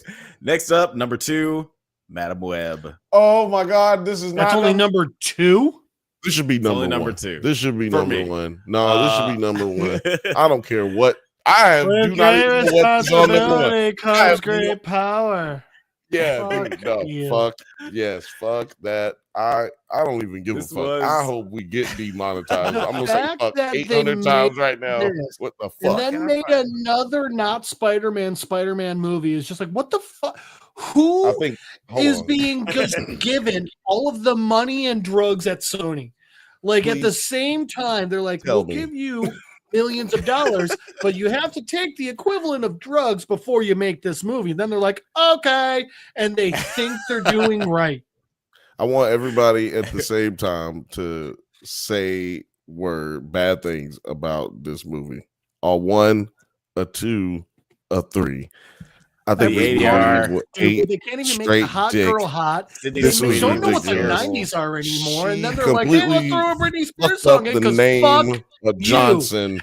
This This was terrible. How does Don Johnson go He's on so living good. without It's kinda his like- daughter fucking fucking up the whole thing? costume. The Her mom costume should be looks mad. like he They should kick Parker both. alive? She probably lives at home. He They had should kick her out. condom veins. She'll And then never the FBI work is in this stupid, and the FBI city fucked up again. at the first moment of the goddamn movie. I think It that this makes movie could have been a no little bit better sense. if we'd have had Adam Scott. I think this movie would have been so much better if it was 3 minutes long and then done.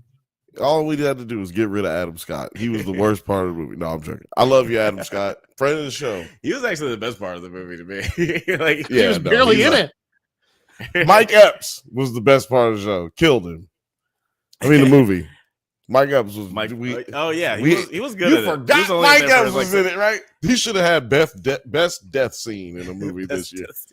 Yeah, Oh. like, yeah, He was like old. It was like an old TV / movie from the 70s. It's like, oh, it's not looking good.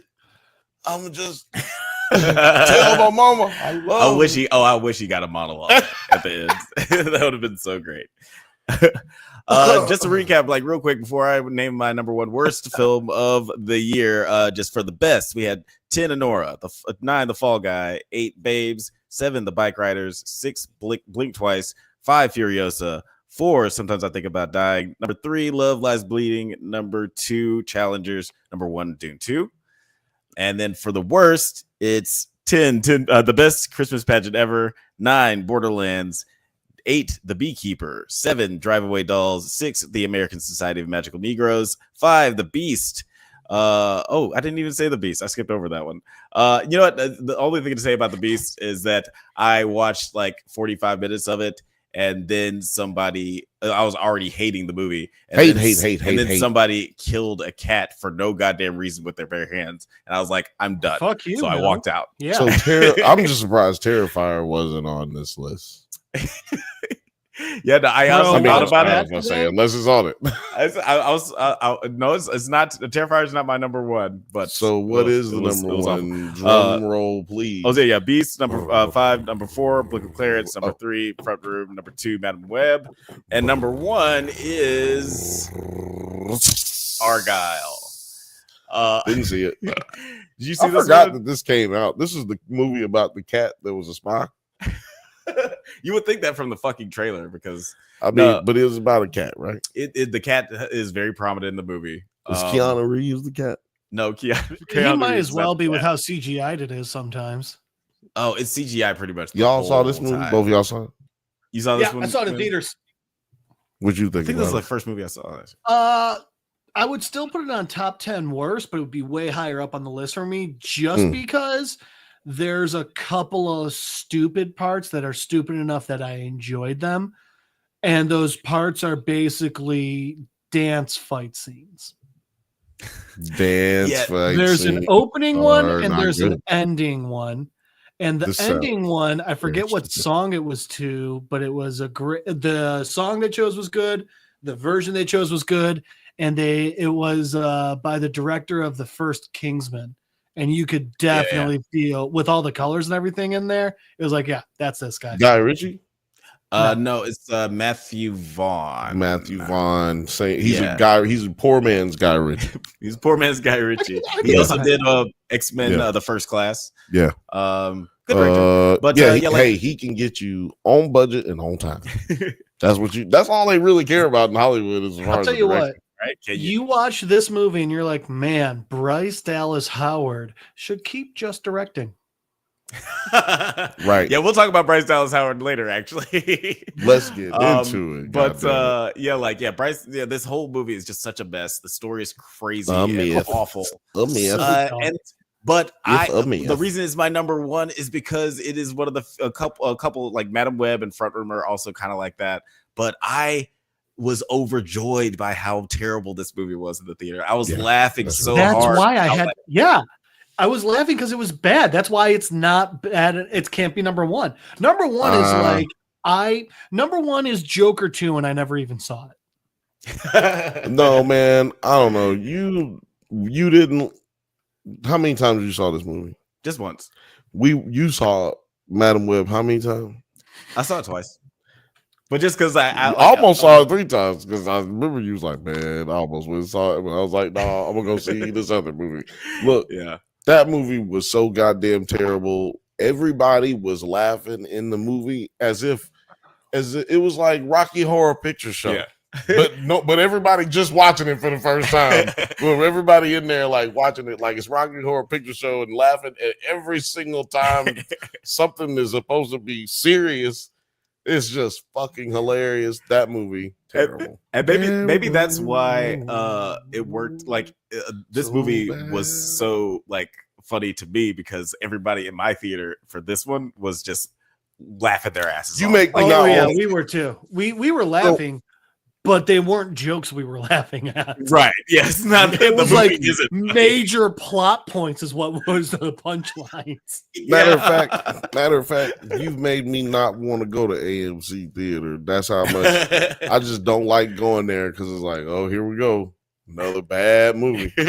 Hey, as I mentioned up top, there were a lot of great movies that came out in 2024. But there are also some bad movies that came out. But I still managed to have fun with a lot of them. Did The Little Mermaid come out this year or was it last year? Oh, that was like 3 years ago. Well, whatever. That was also a bad movie. It was a bad movie. It was bad. James Morgan said Civil War got a lot of press in the UK. I did not like that movie. 2073 was 27. I bet you it got a lot of press in the UK. It's like fear mongering. Like, look at all these crazy Americans. They weren't wrong. The homie Morbid 2073. Sorry, 2073. Oh, Garbage. yes, 2073. That's Deadpool honorable and mention. Wolverine twice. Let me tell you something. Go watch 2073 and tell me that wasn't the worst movie of 2024. It was so bad. Neon, get your shit together. What the absolute fuck? Oh God, Bad Boys was this year. Good Lord. Yeah, Bad Boys did come out this year. Abigail, that was good. Yeah, I didn't honorable mentions right here. Monkey Man. Abigail was almost a drunkie nominee, but for best high concept comedy. But I didn't love it, so it didn't make the cut. But yeah, if speaking of Civil War, James Morgan, you should check out the homie Morbid Sue's video. She has like a very long video about the movie Civil War and how she personally feels about the themes. And how they were carried out in that movie. Morbid Zoo. Morbid Zoo. The homie. But don't check it out now. I feel like a fifth to a quarter of the movies I saw this year were released like decades ago. Seriously, I'm like, yo, that came out. Bone Tomahawk, Star Trek, Forrest Gump. Wait a minute, Bone Tomahawk? You saw these in theaters? Yeah, this year. That's great. Why not, right? All these old movies in theaters. Yeah, The Terminator, Scream. Jesus, man. And Batman Returns. Anything from 24 in 2020. Yeah. I thought he was going to say he saw True Grit. I saw Y2K, which was awesome. Moana 2, Red 1, and A Royal Pains, Smile 2. Blink Twice, Alien Romulus, Cuckoo, Trap, Deadpool, Wolverine, and Violent Nature. Bad Boys Ride or Die, The Fall Guy, Abigail, Ministry of Ungentlemanly Warfare, Monkey Man, Late Night with the Devil. And I don't know anything from the first 3 months. When did we watch? When did I watch that? Saturday. Late Night with the Devil. Yeah, we watched it Saturday. Yeah, It was it's a drunkie nominee for best horror. I thought it was good. Yeah, I wouldn't call it a horror movie if that was what it got qualified as. It was one of those ones where like it was going pretty good, and then they confirmed if it was supernatural or not, and I was like, well, you just fucking ruined it. I personally really liked the ending. Like, at least when I saw it in the theaters, I was like, whoa. Wait a minute. What is the conclusion that you came to? It was supernatural or not? You said they came to the conclusion. What was your conclusion? I'd say it was. You say it was. I would say it was. Oh, yeah, for sure. Like, also, I watched Terrifier 3 today, and I'll tell you what, making him a demon, fuck you. It was never a great series, but it was the fact that a person was doing that made it. No, you know what it made it crazy to me is that you had no fucking clue what the fuck he was, because he came back to life. Yeah, at the end of the first one. So to me, it was like left up in the air. Like who is this motherfucker? Like, okay, like leave it like that to me. Yeah. This one was like, hey, Sienna was hot in the second one, and I want to watch her again.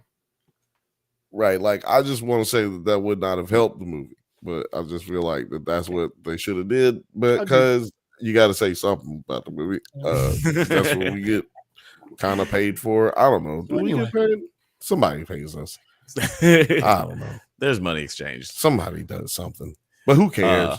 I would be doing this with you guys anyway. That's the sad part. This is fucking fun. We love hanging out with you guys and talking about nerd shit. So let's talk about some more nerd shit. Let's get into our first show of the night. That's right. We're going into a galaxy far, far an hour and 30 minutes in. It's an hour and 30 minutes in. Oh, it only took. We gotta put like a timestamp. Gotta put a timestamp. Matter of fact, put the timestamp right there when you pull it up. But yeah, we're gonna be talking about Star Wars. That's right. We are talking Skeleton Crew. It is episode 6. 0 friends left. Zero friends again. 0 friends again. Because the kids were fucking losers before, and they're fucking losers again. That's why. Fucking losers. I'm still enjoying this series so far. Wim, how are you feeling how did you feel about this episode on the whole? Initial thoughts? I'm still liking the series, but I'll say this, which my therapist likes to say, when you say but, you're just basically saying whatever's coming before this is bullshit. So I still like the series, but Disney, especially Disney Star Wars, has a fucking problem with episode 6s. This episode wasn't bad, but it wasn't near as good. And I think a big part of that is because it's a 32-minute episode with 6 minutes of fucking credits. Like, it's so this series has gone 46 minutes, 29 minutes, 37 minutes, 36 minutes, 43 minutes, 32 minutes. And the problem is when it's unstandardized like that, this feels like it felt like a short episode, and it felt like they just kind of didn't finish. And it's because they keep jumping around with the time, I think. Yeah, that is one of the problems I had with this episode, because it's so short, and because like the ending is like, I actually really enjoyed the ending, but it just kind of makes you want more, and it makes you ask why we're not getting more, since it's only a half-hour episode. No. A 25-minute episode. Jesus. It's very important to me that they not get away with this bullshit. Well, it's 25 minutes, but it's how much time is it with the credits? 6.5 minutes of credits. So it becomes 32. Yeah, no, that's bullshit. Yeah, that's annoying. I'm not gonna stop saying it. Somebody put in the comments that Disney paid for something that I posted. Man, let me tell you something, goddamn it. If Disney was paying us, then we wouldn't be criticizing the fuck out of their ass like we do. Shit. Yeah, have you seen any of our episodes? I still would. I'm a very bad employee. Go back and watch our Book of Boba Fett episodes of the podcast and see what we have to say. About Boba that. Fett. Oh shit. Yeah, in this episode, like we mentioned earlier, Bryce Dallas Howard directed this episode. She sure did. She sure did. BBH. She's directed some of my like Friend of the show. favorite episodes of like The Mandalorian. Yeah. And like episode season 2, she directed one of the episodes. I think it was like the introduction of Bo-Katan. Ding. And that You know, episode was you told action-packed. me that earlier, and I was gonna say it like I knew what I was saying. I knew what I was talking about. But you took it from me. Hey, sorry. It's in the rundown. And yeah, she also directed the episode of The Mandalorian that was just inserted into Book of Boba Fett. Like, remember that episode that was just The Mandalorian? That was Bryce Dallas Howard. I didn't say it wasn't in the rundown, by the way. I was just saying you said it before I could say it. Oh, I know. You just got me. You got me. That's all. You got me. Do you think Disney had a contract with Bryce Dallas Howard and they were like, what if instead of being on the camera, you're behind it? James Morgan said, I'd like to thank Apple TV Plus for a free weekender. Yeah, they did have Apple TV Plus for free this weekend. Well, son of a bitch. And we will get to Silo a little bit later, just a little bit. Did that work for you? We did it. I need the verification code again. Yeah. We'll do it again. Yeah, we'll figure it out another time. Yeah. It's Star Wars. It's always Star Wars. So Drunk Banthas. in this episode, Jod and Smee are captured by the pirates at Pocket. Pirates and Pocket. The pirates take Jod and Smee back to the Brutus blue box. for execution. I just want to play this clip. I thought it was just like a funny, like very piratey moment, and Jude Law's just being so Jude Law.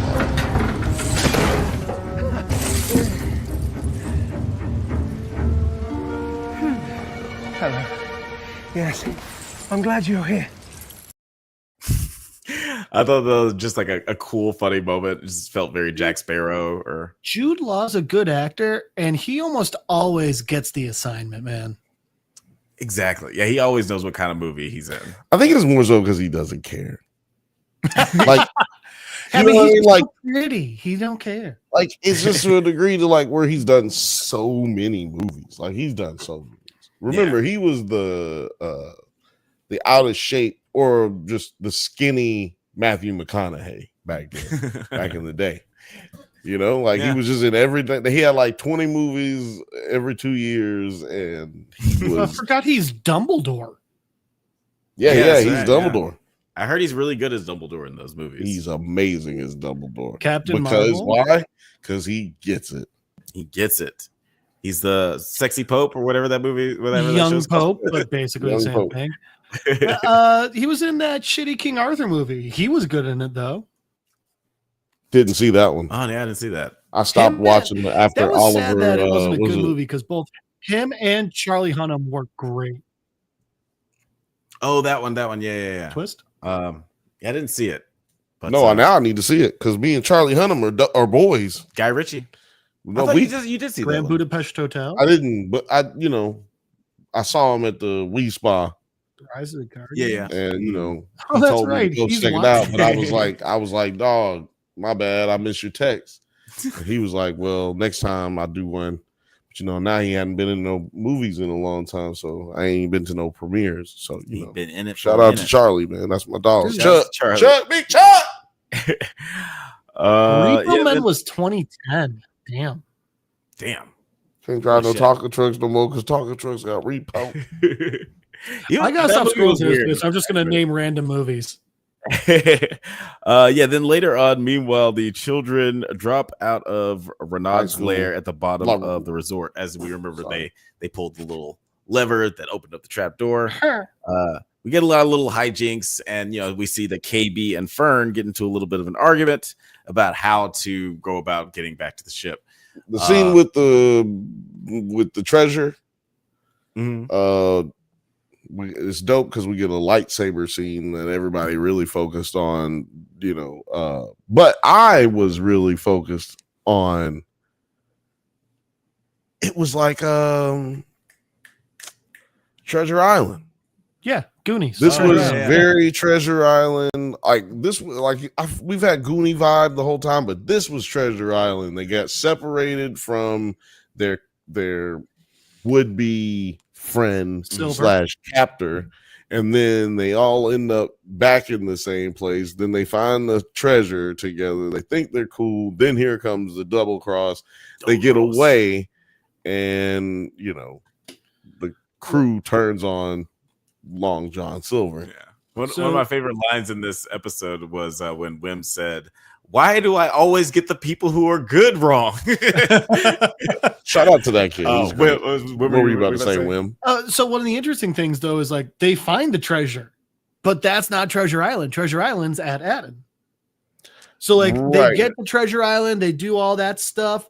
And that's what the captain's little area in the last episode was. And now they're going. So this is the interesting part. It's Treasure Island. They've been to Treasure Island, but now they're going to basically Fort Knox. So we're gonna see a different type of show. I'm thinking. Yeah, that is like I didn't even think about it in that way, but it is interesting that they've kind of like played out the fun beats that are familiar from like Treasure Island and like the Goonies, and those plot points have kind of played their part. They've kind of like had their beginning, middle, and end. So what's going to happen next is kind of unpredictable. It's a little bit less like, oh, I know where this is going. I know exactly what's going to happen at the end. You don't know I'm curious to see like which way these characters land. You know where they're landing is Disney. And Just it's a like Disney kid show.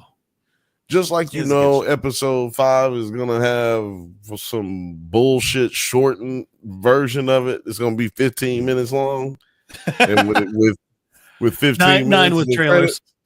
Yeah, exactly. Like, come on, man. You already know what you're gonna get. Well, he's gonna turn good. He's at the last second. He's gonna say, "I can't fuck these kids over."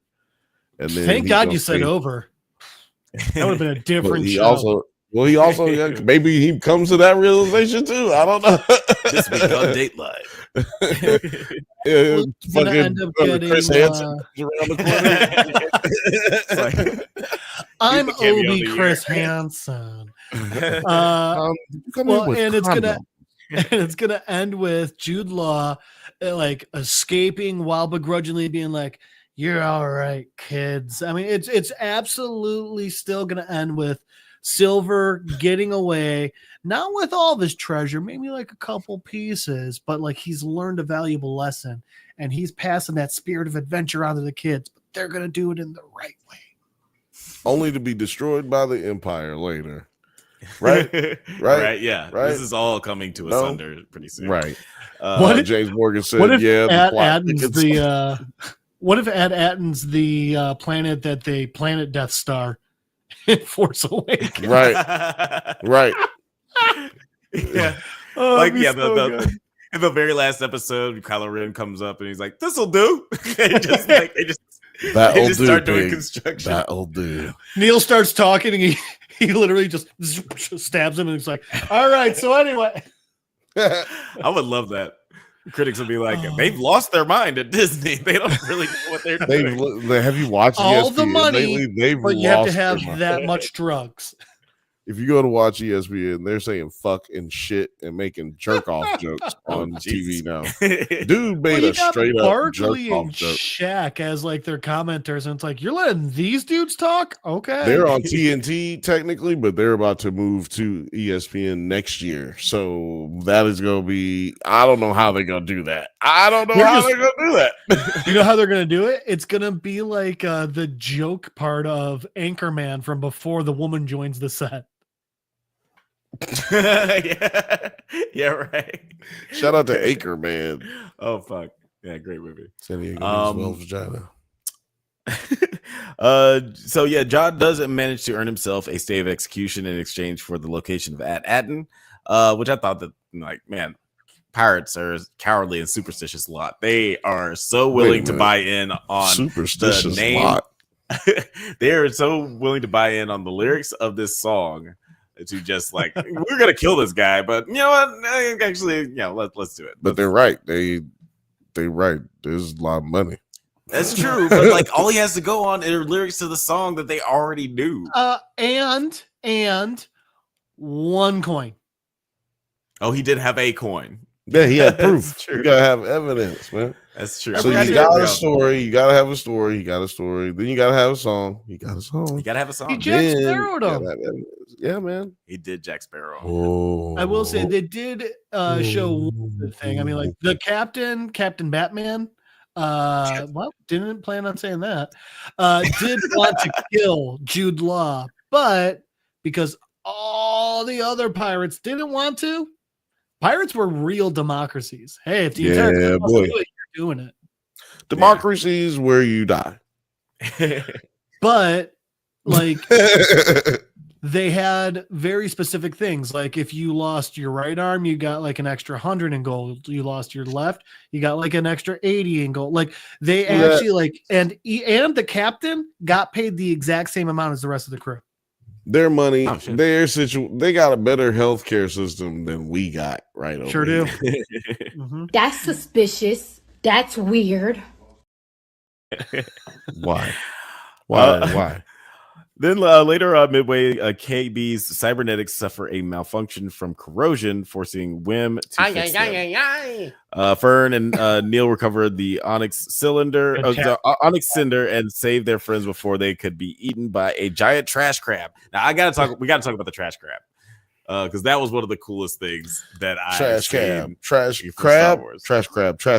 That's a good little mouth exercise. Trash crab. Yeah, that is a nice exercise. I mean, I'm happy we finally see an intergalactic STI. It was really building out this Star Wars universe. Can you imagine the Titan that those crabs came off of? that big motherfucker. That big motherfucker. They're finally crossing over with Marvel, and it's the Eternals. I don't remember what they call them. Shout out to What If for trying to make the Eternals make sense. By the way, I saw What If. Celestials. Sorry, that's what they. Celestials. Yes, that's a celestial. Oh yeah, that's what I meant. I just want to like show a clip of the trash crab because like this is one of like the coolest things I've seen from Star Wars. Thank you. Oh, our nips just touched. Mine are so hard. Mine are different sizes. So it's yeah. So yeah, that like it's a really cool design on the trash crabs, like and well, like how they're just made I of will garbage. say those were really good designs. I will agree with you there. Rib shot. Yeah, those were good designs though. Shout out to Kirstyn Milioti. So you said to say she's got crabs? For Golden Globe. I'm putting that in my vows when we get married. That she's got crabs? Oh no, the Golden Globe. I'm just gonna point. I'm just gonna be like, those are real good designs. Oh, really? Our nips just touched. See, now I have to marry her just so I can invite you to the wedding, just so I could say that in my vows. She's gonna hate me if Say you marry her. You have sex with her and you just say, "My nips." Oh, Alex, she's gonna hate me if I marry her. It's like, I'll make sure. That's not just her. That's whoever I marry. It's just like the stipulation. This is just how it is. But yeah, I thought that design was really cool, and it was cool seeing Wim and what's her name, KB, have like KB. their little moment, and seeing like the inner workings of KB's like saved her life. Yes, cyborg. She had an accident, or at least what I figured from this is she had an accident where they had to replace her brain. That's what or it looks something, like. and replaced it with mechanics and AI. And then I just want to point out that when he saved her life, and in the old customs, she is his slave now. So I just feel like they should honor that because he really went out of his way. You know what I'm saying? He went out of his way. If we go by wiki rules, Yeah, that's your slave Wookie. now. Wookie rules. That's Wookie I rules. thought you said wiki at first. I'm like, I damn, mean, wiki. both work. Wikipedia got it like that. Damn. They're very strict over at Wikipedia. I will say, even though it was just such a silly scene, they very actually did silly. a good job of putting a sense of urgency into it. Again, I'm surprisingly impressed with this show. Yeah, even though this was a shitty episode as far as how short it was, I will also give this show this rating. You know what? I don't know what the rating was for this show. I guess we can do that part right now before we talk about the ending. But I would give it. I would still give it a 7. Mm-hmm. Yeah, I'd still give it a 7 too. It probably would have gone up to an 8 if like we got like the last 30 minutes or the next 30 minutes of the story and just see that play out, what happens next. But yeah, that's the worst part. It actually was a good story. We just barely got any of it, and it moved fast. Yeah, I think that the reason that it doesn't work for us, and like it's our way our brains are designed to take in information. And if you watch this, if they dumped all of these out at one time, I think that it wouldn't bother us that episode is only 20 minutes long, because we would go to the next one and just absorb the information that we were waiting on. But when they drop them like this, it messes it up. I think that they should go to the format like Netflix, where some shows release episode to episode because they're formatted that way. Mm-hmm. But if you got a show like this, just drop it all. This is mostly for kids anyway. Just drop even go Arcane style. Drop like a chunk, and a chunk. You know? Yeah. Yes, that I completely agree. That because this second model is episode not working. Was 29 minutes. Didn't notice because I was watching it with the first. Yeah, it feels like that's one of the benefits of streaming is that they can toy around with the release. You can do whatever the fuck you want. Yeah. Like I feel like look at Grotesquerie. Yeah, Grotesquerie was all over. That is a clear example. So was Agatha. We're gonna release a half an episode example. today, 14 episodes tomorrow. Yes, and we'll see what we're gonna do the week after that. We're gonna get to 31. Match up with Halloween. Yeah, like Masters of the Universe cartoon on Netflix. The first season I think was 10 episodes, and then like they toyed around with the story and like did like some focus grouping and shit to figure out like how people wanted to consume that season. They think they had 7 episodes for the second season, and the ratings were like way through the roof. They were already really good for the first season, but they were like double. So it's just like a matter of knowing your audience and know how they want to consume your story. Like I said, with these kind of shows, I would dump them all at one time. Yeah, for this kind of show, it feels like even Mandalorian, I would drop it all at one time, even though we're not getting that no more. I will say I don't want them to do that, but I don't want them to do that because we do a weekly podcast. Right. But if they do it, but that's the only reason why. Yeah, because then, because that makes it harder to watch. Stranger Things is going to be hard when that comes around. Stranger Things is going to be hard. Are they dropping Stranger Things all at once? They usually do. Yeah. So. That'd be surprising with their last season. Dude, stretch it out. Make us work for it.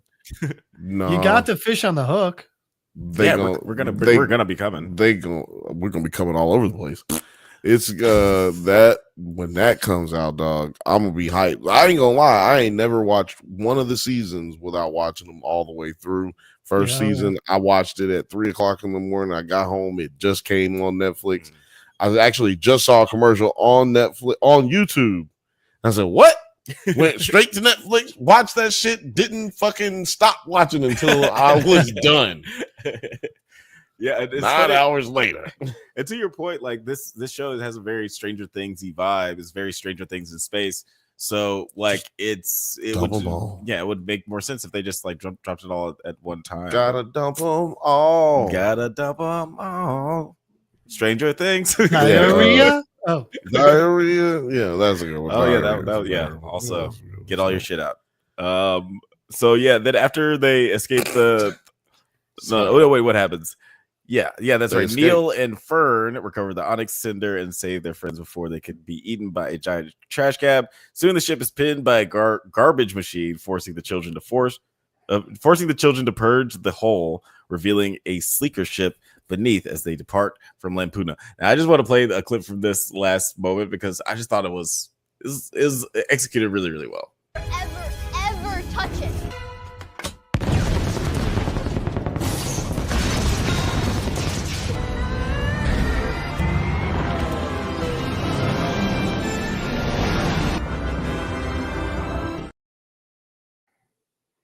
So I got a question. Who's y'all's favorite? Who do y'all? Which one of these kids? Because I hate child actors. Which one of these kids y'all think is acting the best? Acting the best, doing the best job. Right? Women, you want to go first? KB or Neil? KB or Neil? Wim is just a little, and you know what? It's not the kid's fault. I think it's the way Wim is written. He's just like, dude, he's too in your face, and like, can you just calm down? We get it, okay? And Fern is just a bitch. He's which feels really good to say about a child. Wim is just. I agree about the kid. That last one you said, yeah, that bitch. She weird. And but again, that might not be her fault. That's absolutely the way her character is written. Right, exactly. That's how her character is written for sure. I think all the kids are doing good. Surprisingly, right. But Wim, that kid, I can't remember his name. He is definitely a Disney slave. Like he has been in, he's been doing shit. He's done shit with them before. He's got a show, television show. Yeah. Well, you know what? I hope it's not, my guy. Hopefully things have changed. Ravi Cabot Conyers. Yeah, okay. No, your shit's gonna be all fucked up. Yeah, we're calling you Wim. Yeah, no, I'm sorry, Robert. You said Robert, his first name? Ravi. I'm gonna tell you. He was a voice in Encanto. I'm gonna tell you something, Robbie. Boy, that movie. You're in trouble, Robbie. Like sorry. I thought you're gonna be no, I'm sorry, I ain't gonna say who you're gonna be. But you're gonna be he did a lot of voice acting. He's a Disney slave. Yeah, I would say my favorite of the cast is probably between like KB and Fern. I like her character is not my favorite, but I think that she is like really nailing that performance.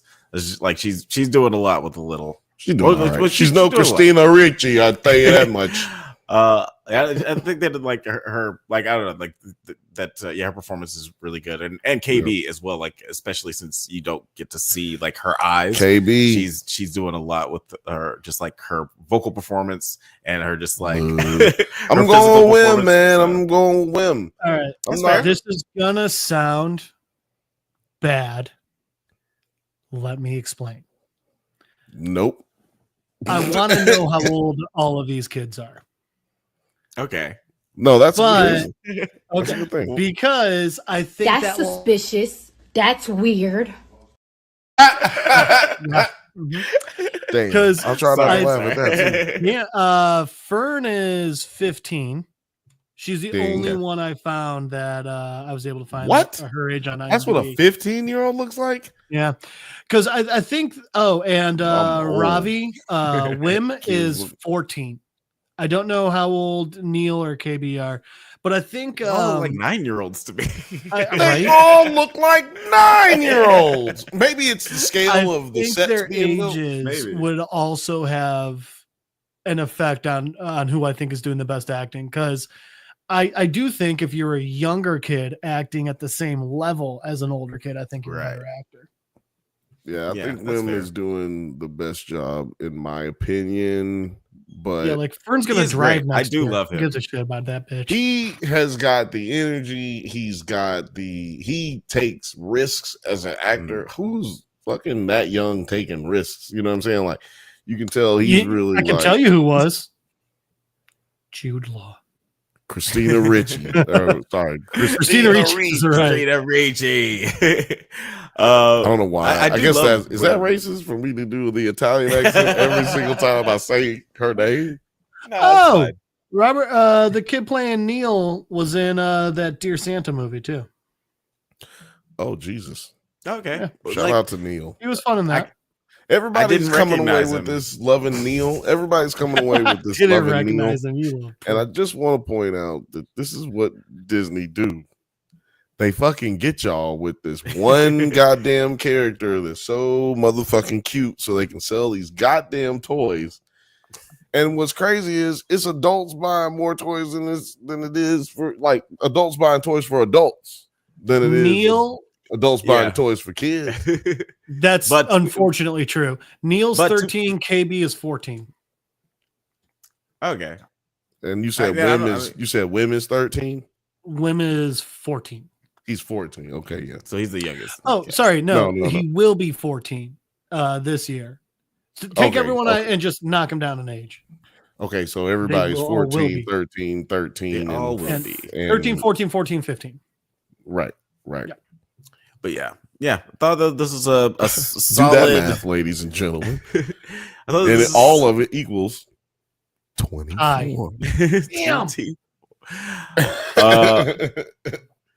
Yeah, like this is. I think this is like Jeff almost a usually solid. says This is half of a solid episode. I think we can all kind of agree on that. Yeah. It would have been cool if we saw how this fleshed out. But I guess we'll have to wait until next week. We only got 2 episodes left on this show. Yeah, man. Yeah, and then by that time we'll be talking about Severance because that'll be starting on Apple TV Plus. So look out for that. Yeah, that's why And- I gotta get Night, Jeff James. on. Good night, James. I think He says, damn, I need to catch up later. Night, lads. Night, James. good night. Good night. Always a pleasure. Have a good Appreciate one, you, homie. bro. Applauses for you. Applauses for you, my guy. Applause, I'm gonna actually applause. take a drink for you. I'm gonna take a shot for you, big dog. Yes, thank you always for joining us, James. It's always a pleasure. And yeah, what were we talking about? I was doing all that talking. I would Severance. remember. Oh yeah, Severance. We're gonna be talking about Severance when that comes around, and probably Your Friendly Neighborhood Spider-Man, that new animated Spider-Man series that's coming out. Right. When's that one coming out? That's coming out January 24th, I believe. There's something coming out in February. I mean, March. January March. 29th. No, February 17th. Something's coming out, and then something's coming out in March too. I can't remember. Invincible. Oh yeah, Invincible 2 should be coming out soon. Probably in March I think or it's April. March. Something's coming out. I just saw it. I'm mad. I can't remember. That would make sense. Did I make a note of it? But guys, let us know what you thought of Damn it. Star Wars Secret Agent Secret Skeletons. sorry. That's not the name. Skeletons? That's not the name of the show. Star Wars Skeleton Crew. I do feel like it is still like some of the best Star Wars TV shows that we've gotten. So In a while. yeah, in a while. Well, I would say in overall, like I would say this is like top 3. In a while. This is what I'll do. I will not forget The Mandalorian season 1 and 2. No, I'll give Mandalorian it number top 1 for me. 5 still. without question. Top 3, I'd have to I have to think about that. Yeah, man. Actually, I would say for me it's like Andor number 1, Mandalorian 2. Mhm. This is number 3. Oh, Mm, no. So far. What do you what? It's saying season 4 of Invincible,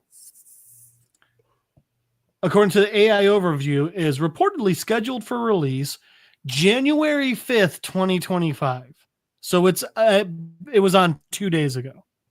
Wait, what? That's not I feel right. like we would not have missed that, right? Yeah. I feel like I would have known. I would have been I feel told. like the internet would have lost their fucking mind when it came Oh, out, wait. right? Looks like there's a knock at the door. Is he a clone? Is he a Oh. variant? Who's to say? Only producer T knows. What's up, producer T? How you doing? Doing pretty well. I had the sound on listening to this and the other one, so it was very delayed and I couldn't hear my intro.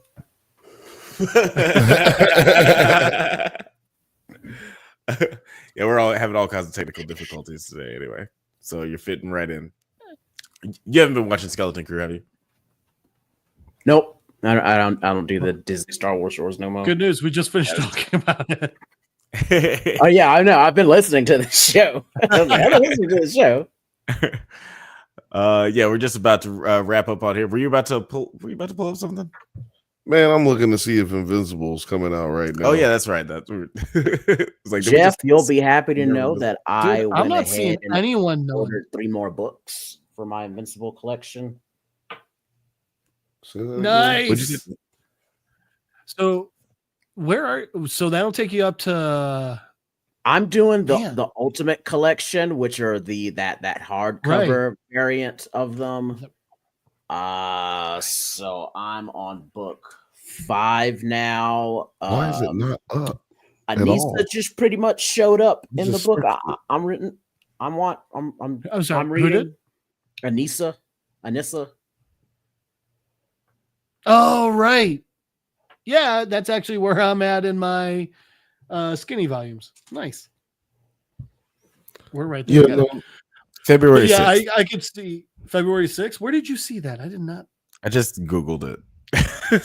Really? Because I am all over Google. Nope. The third season will launch with the first 3 episodes on February 6th, exclusively on Prime Video in more than 240 countries and territories worldwide. With subsequent episodes every Thursday. I was March searching through season 4. It's like, nigga, I don't know. The Last of Us trailer also just dropped. That'll be in April 2025. April? Oh shit, that's right. What is it in February? What is happening? It's February. When's when we get in Gen V? Gen V2. I don't know.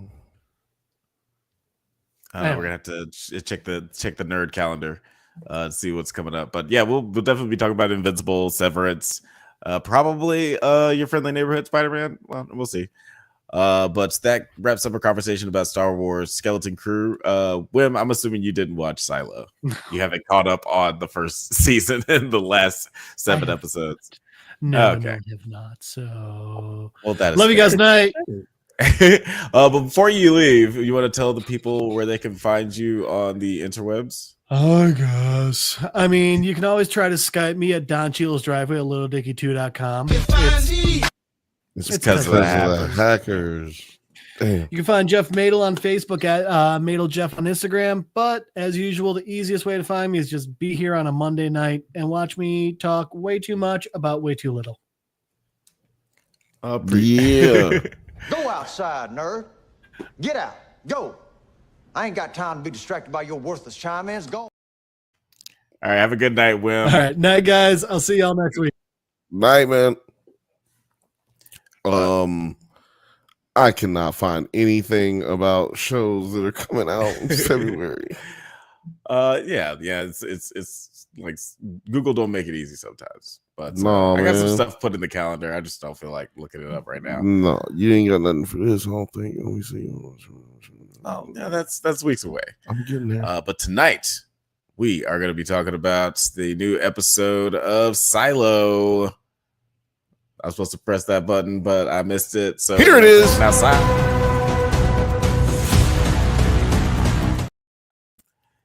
Yeah, that's right. We're talking about the episode, That's book. way too like pumped up for kind of like how Silo kind of goes. Like it's not that serious. I actually do like their intro. This episode was kind of that serious, or like towards the end. Yeah, I got pretty amped up. There's always like some tense moments, or sometimes there's some action moments, but yeah, there's a lot of conversations in dark rooms in this show. It's not a lot of like bang bang pow pow. Bang bang pow pow pow. But yeah, like let's talk about initial thoughts on this episode. Producer T, what did you think of episode 8? Not bad. I am upset we didn't get a lot of the other. What silo are they in? What's our main silo number? 17. 17. Okay. 17. So No, it's 18. It's 18. 17 is the other one. Yeah. It's which one is solo silo? Silo.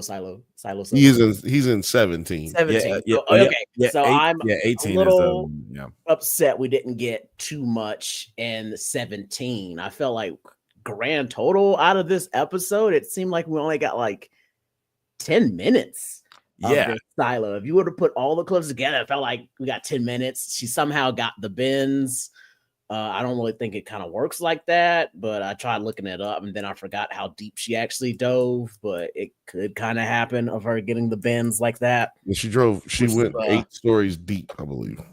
But I did Google it, and I was like, does going back in the water after you get the bins like help? And Google was like, absolutely not. That's the last thing you should do. Right? Yeah, I was like, I don't think that's how you fix that shit. But I'm not. Google's like, expert. no, nah, you no. She's Don't anyway. do that.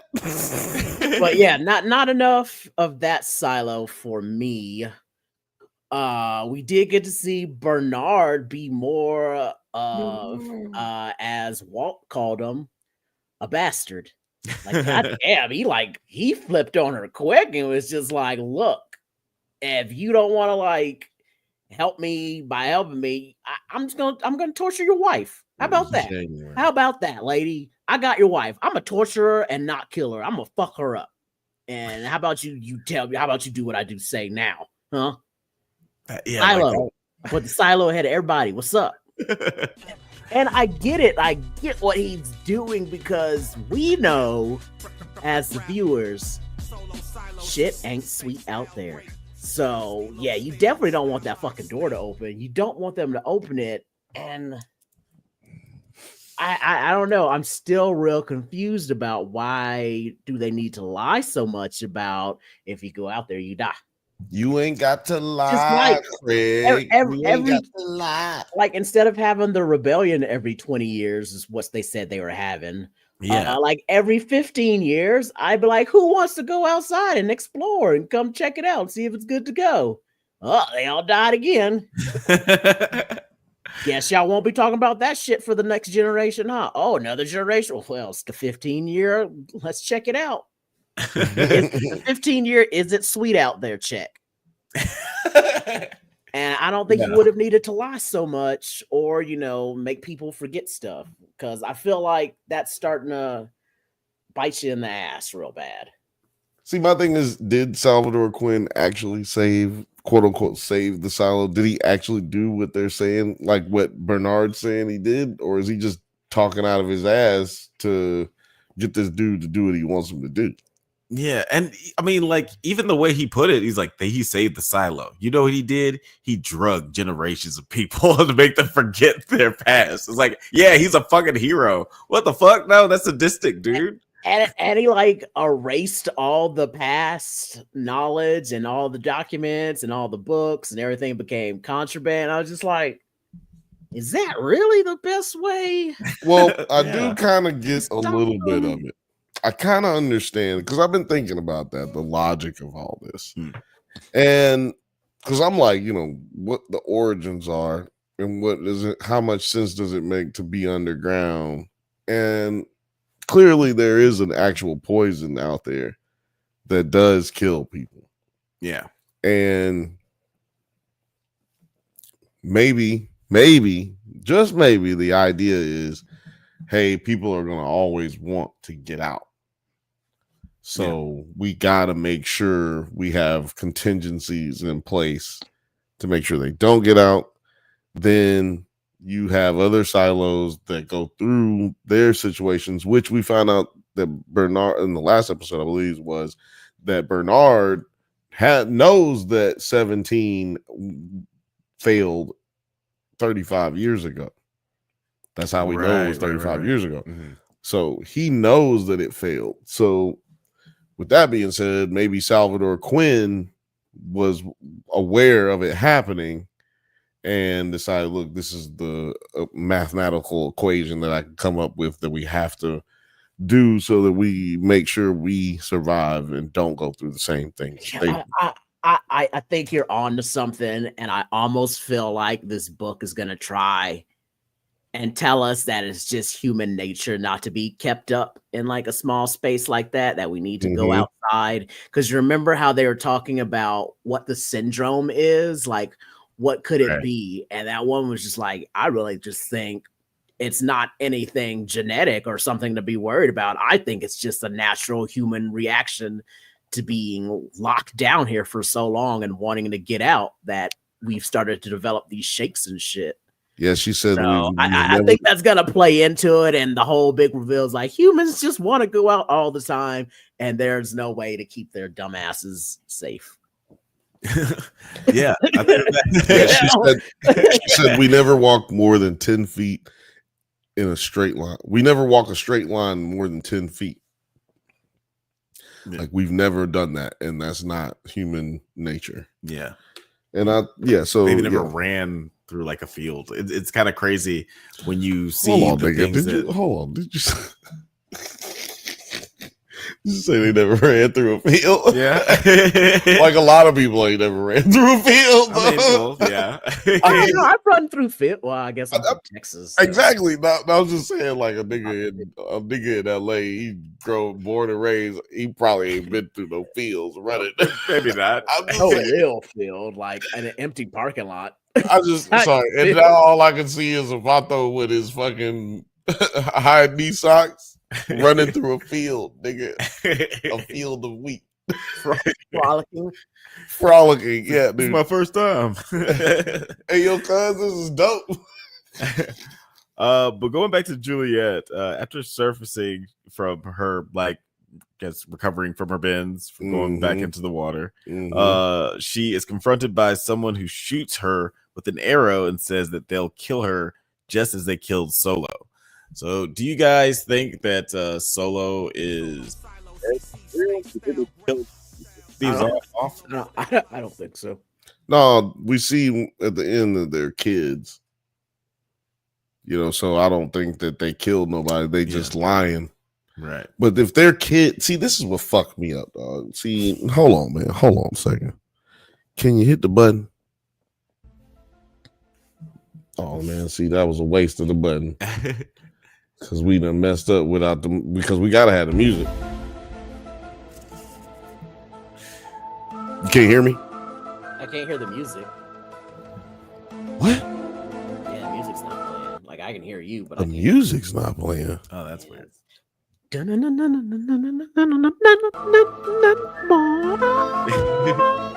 That's crazy. The music's not playing.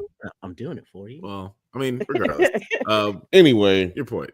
My point was, well, is this playing? See, that's why I was worried about it. Because I mean, well, yeah, but we're not gonna be able to fix it right now. We're gonna be able to fix it. My point was that if there's kids there and the silo failed 35 years ago, then it's got to be some adults, because these kids couldn't have been born 35 years ago if they kids. They look, when I was saying that, like, even if it was like 25 years ago, I was like, these kids look under 20. Unless we just old. Unless we old and we just looking at them like, oh, you little kid. And then they actually 35. Yeah. You know? But this whole time I was also thinking, I was just like, would everybody in the silo want to go out? Like all 10,000 people? I feel like a lot of people.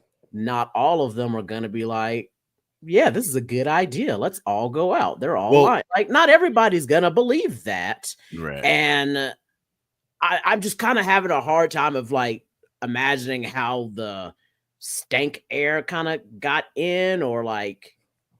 Well, no, they leave it assumed to that that people basically just infighting, and you know they ended up killing each other, and because there's graffiti outside and graffiti along the way where people have said things like, I don't know, they've said a lot of things. I can't remember all of them, but one of the things was definitely we're going to get you. You can't hide forever.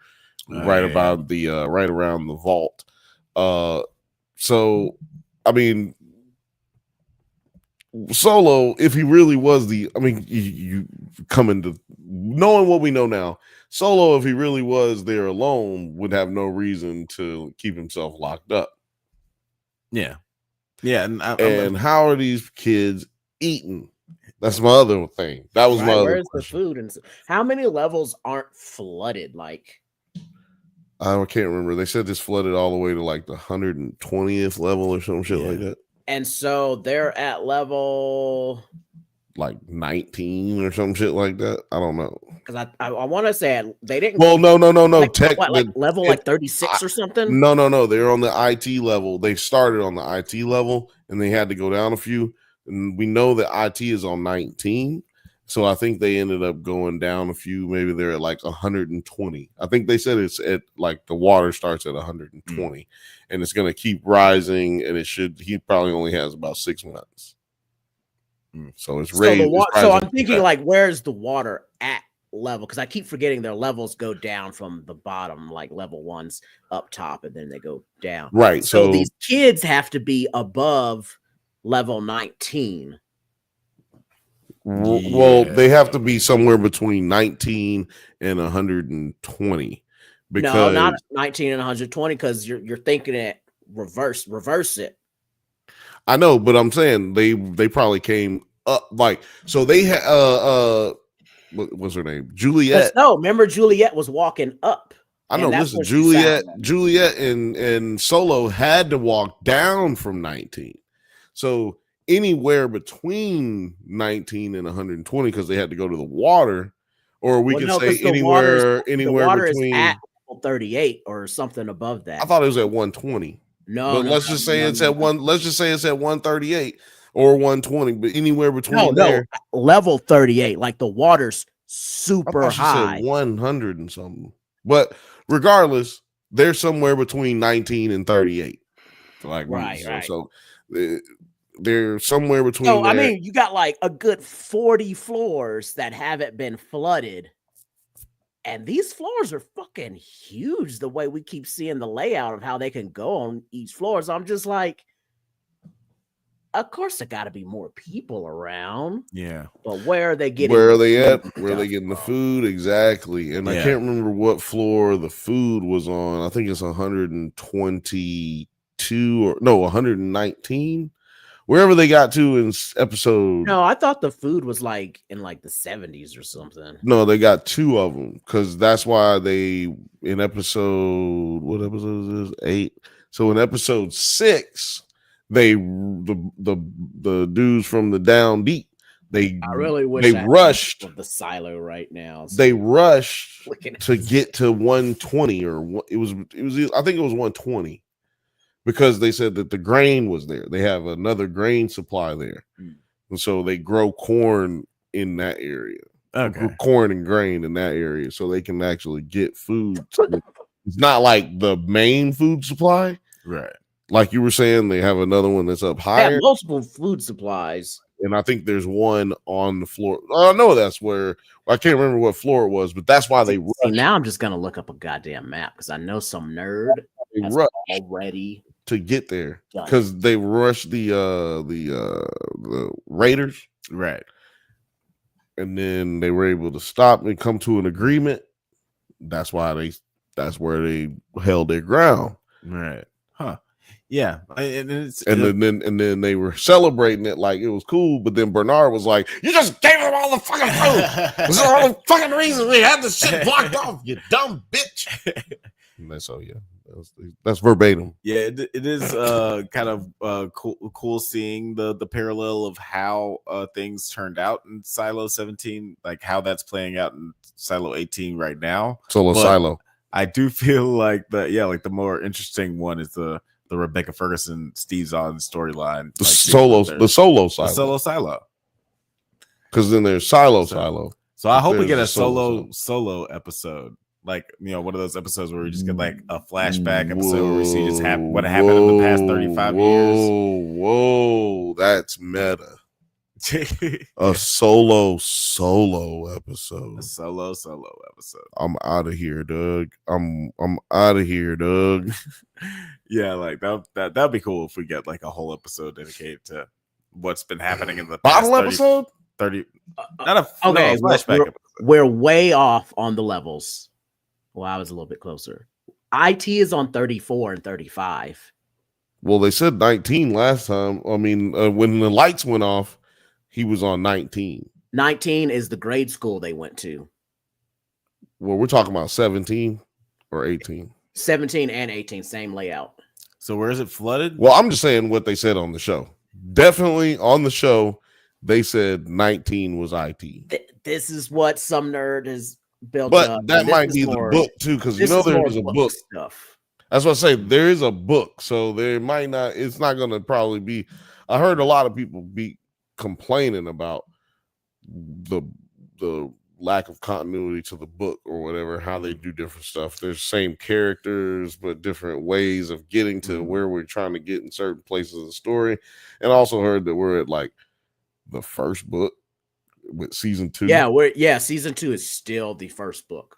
Huh. So interesting. So the levels might be different according to the book, but I know for a fact they said 19 with Bernard went running down the damn hallway to cut the lights off. He's like, "Oh shit! Somebody cut off the damn lights."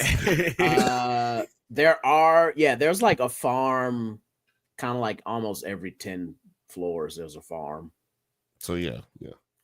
So there could have been. I'm saying so. Therefore, if we say in between in Solo 17, I said Solo 17. Silo 17 between 19 or 38. That's where them kids is at. Right? Like, so there could be some food. If there's one every like 10 levels, there could definitely be some food. Almost every 10 levels. So yeah, like I'm curious how they're going to show how they survived, because like having them be kids and then like have that be the cliffhanger. It's definitely giving me Thunderdome vibes. You know, Captain Walker. Yeah. Oh man, I've been getting Fallout those vibes, ratty ass kids. I've been getting Fallout vibes the entire time. We ain't been slack, Captain Walker. And I feel like if you could go outside, we would be getting it. Like, the only thing that keeps this from being Fallout is the lack of trying to make you feel happy all the time. Yeah. And also the lack Going of outside. being able to go outside. Yeah. If they could go outside, I'd be like, man, this is just goddamn Fallout.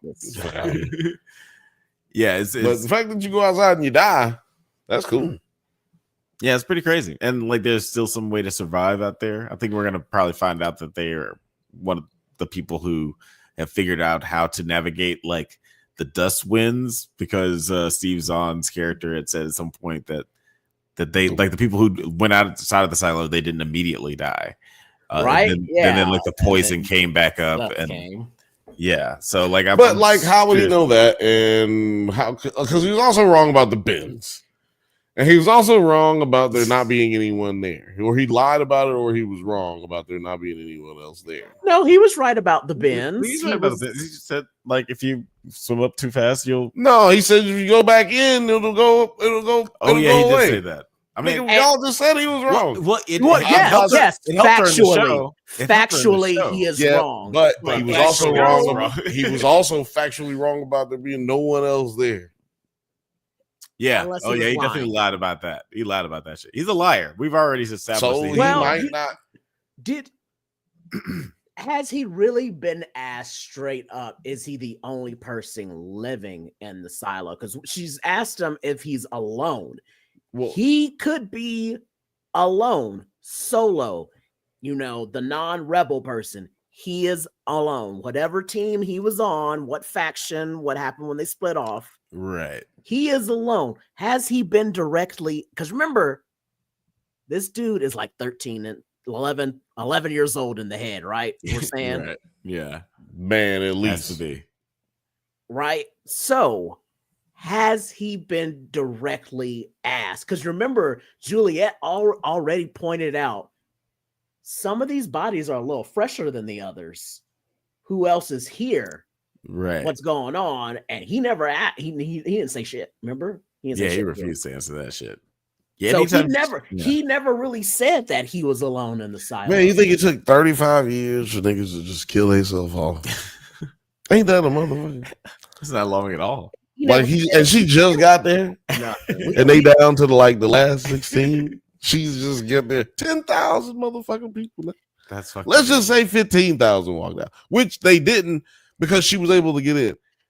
They died before they got like 100 feet away, 100 yards away from the spot. So 10,000 people, 10,000 people looks crazy. So Right. she would not have been able to get in there because it had just been bodies blocking. Right? Yeah, that's what I'm just saying. Like, I'm saying to you, I'm saying to your point, that means it's got to be at least 15 people up in that bitch. But damn, she got there right 35 years later. All right, yeah, 35 years, big catastrophe. At least and the water of your population. The water's still raising. The water raising now. Too. The water.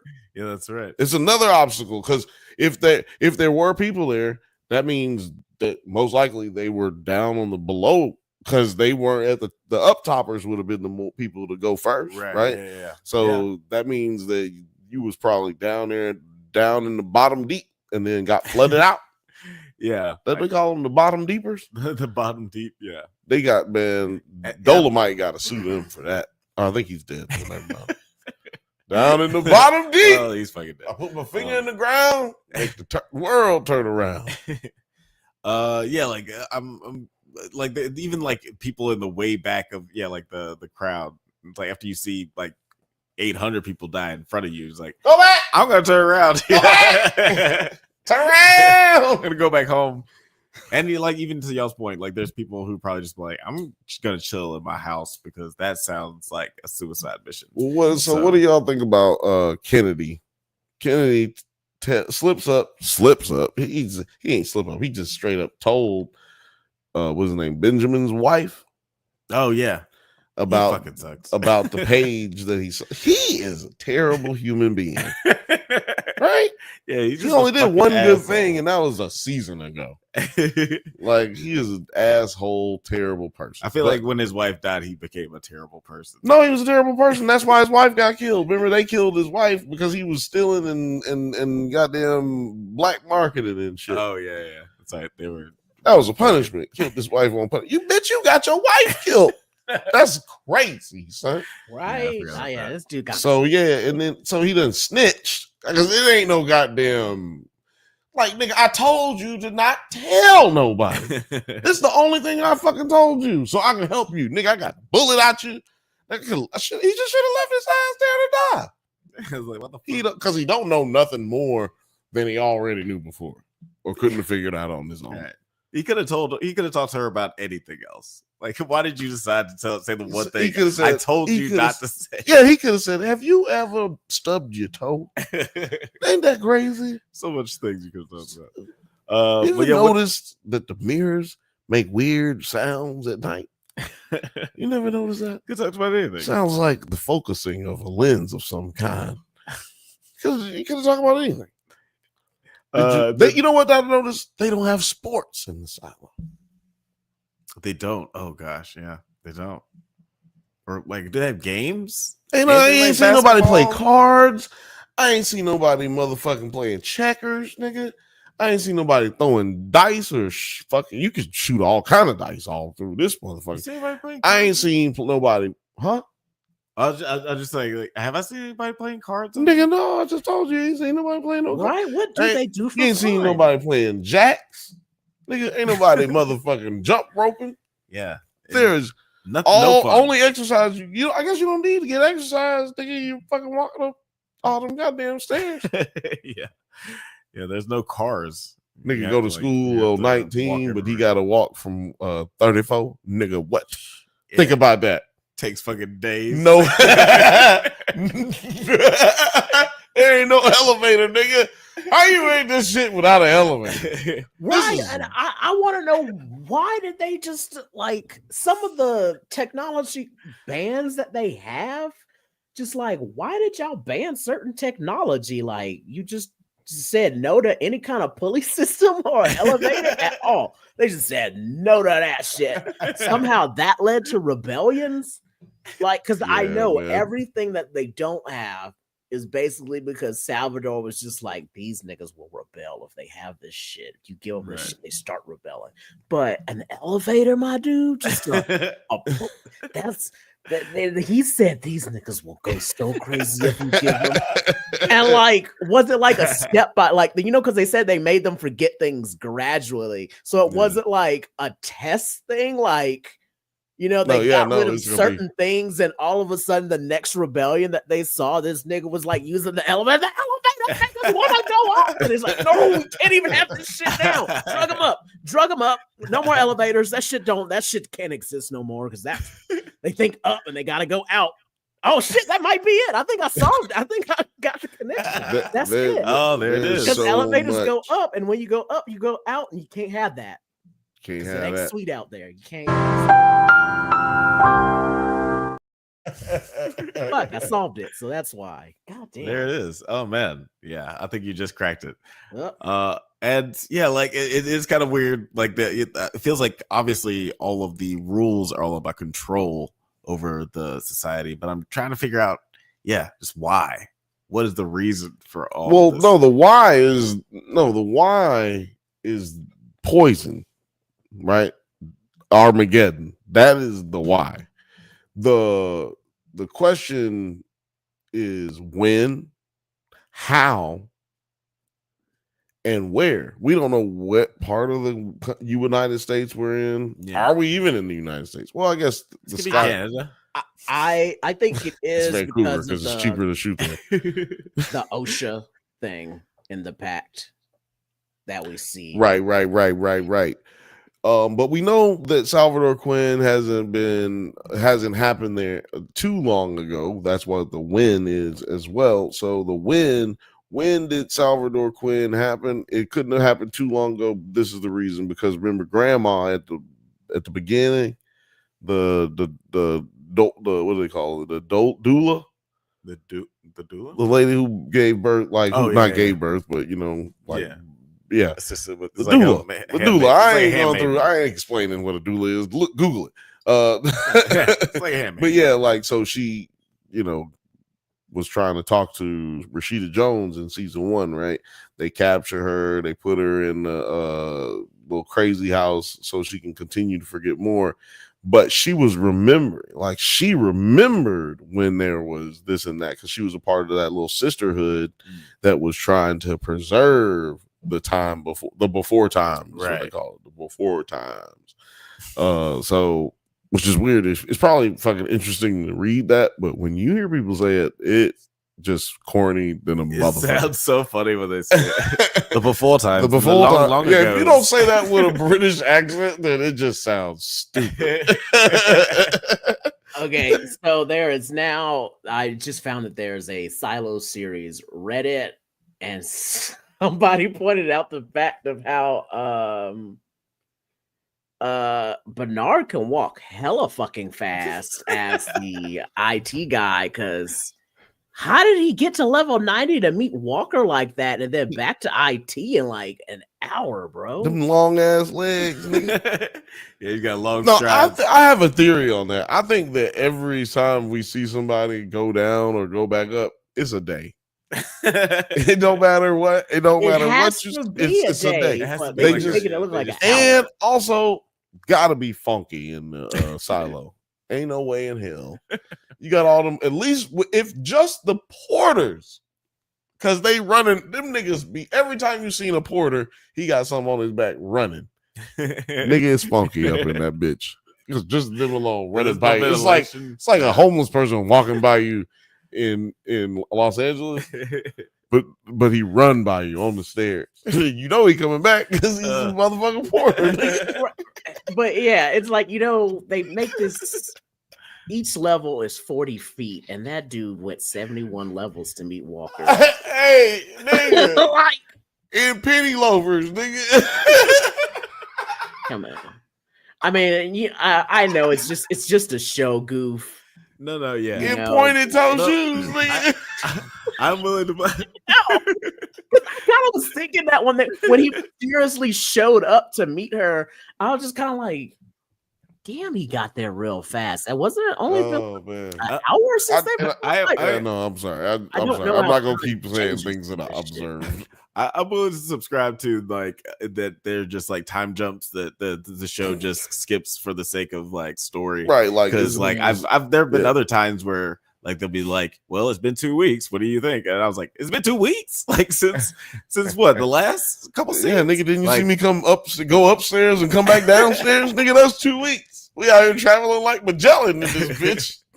And even like in the first episode, they kind of established when I think it was one of the characters, I think it was David Aiello's character, the first sheriff, he had to go down to like mechanical. He's like, well, it's going to be about 3 days. I'll see you later. No. Remember, that's what Rashida Jones' character established that because she was like, I got to go down here to service this guy's request for his that's computer what it to be was. fixed. Yeah, she was going down. Yeah. He did the same thing though later. Right. So I think it's been like, it's just well established that like it's going to take several days, but just don't worry about Down like, in the the boring jungle travel in deep. between. And then think about how much it was between when you get into the cavern shit where Juliet and Chuck were like fucking. Or is it Edward? Yeah. Edward Charles Edward. I don't know. Anyway, that area, they gotta climb all the way down there. What's that? Yeah, we'll see you in a 1,000 week. feet. Like, yeah, exactly. Just traveling down there, boy. That's like an hour, And 30 minutes climbing. Yeah, like goddamn, like there's some strong ass people. Then there's like what, walking another all the time. 80 feet where the water is there. Yeah, or it could, and it could be just like Game of Thrones like type of like fast travel shit where it's like, oh, they got to the other side of Westeros and like 24 hours, Yeah. nigga, where it should take 6 weeks for a nigga to get there on horseback. It take a motherfucker it should take a motherfucker two weeks on a dragon. It take them fucking 24 hours on horseback to get from Westeros to the fucking north. Yeah, It's ridiculous. I mean, I guess I kind of bring that up as to where it's like, well, for Bernard, since he is the head of IT, is this just, just weird continuity problems just because it's a damn TV show and we can't be having these niggas walk, spend a damn episode of them walking up and down this bitch. We can't have that. Can't have that. Can't Is have it it. that? Or is it that Bernard has a secret elevator because he is the head of IT? Ooh. That's suspicious. That's weird. Yeah, that would be interesting if he has his own So, secret elevator. so that's why it's kind of like still a bit of a mystery, and why I bring it up because it's like, that could be a secret thing that he is keeping. Like, I understand not. I read some more now. The more I was thinking about it, I was like, yeah, if somebody did rebel, the easiest thing to do would be like taking these elevators and lifts to get up to the top. So yeah, you can't go up, can't go. That's why you can't have elevators. Does make sense. But if I was the head of IT, I'd have me like a little secret elevator so I'll go up and down and shit. I'm the head of this shit. I'm the only one who needs the damn elevator, not these niggas. Right? Yeah, it's like, fuck these So guys. that's why I'm like, well, it could either be, continuity's sake, or he might have a secret elevator. That might be part of it. I don't fucking know. The man still had fucking Alexa and shit. Oh, I can't hear you guys. You could hear the music. No, now I can hear you talking. Could you hear music though? Nope. I didn't hear anything. It went That's quiet. fucking weird. God damn Guys, it. let us know in the comments if you heard music at all at that moment, if you're listening live. Can you? Yeah, because if the audience I know heard most it, of y'all that's stopped fine. commenting, but can you please tell us if you heard the music? Because goddamn. Yeah. Nothing on my. Yeah, if the people can hear it, that's cool. But if you can hear it, that's fine, T. You'll just be less annoyed. But yeah, like you did mention that Lucas is decoding Quinn's letter. Sims, with Camille's help, learns that Lucas is investigating something for Bernard, and then Walker meets Bernard and agrees to be his informant in order to save Carla. And yeah, you mentioned all that about like how Walker is just like been hornswoggled into being a snitch, and it just like was really disappointing for like her character because like she's I wouldn't have thought that she would have made that turn, but I guess she obviously still loves Carla. But what did you hear any music on that, producer T? No. Okay, let's not troubleshoot. And now I'm super upset because Hugh Howey and Graham Yost did an AMA on Reddit like 2 days ago. And it didn't look like it was that popular. Damn, we could have like tried to get the nigga on the show. Fuck. I'm just so goddamn upset about this motherfucker. Go. What was you saying? I was talking about what was I talking about? Yeah, like how Walker, is a snitch basically for Bernard. Oh yeah, fuck that bitch. Turncoat ass, hoe ass, stank in the booty ass, scoop ball head ass. Yeah, got all those crow's feet face ass. Pocahontas wannabe ass. Pocahontas. What the fuck else I got? I don't know. Bitch. Yeah, she made a pretty shitty decision. And then it's like somebody who don't even read the fine print. It's like you're talking to the devil.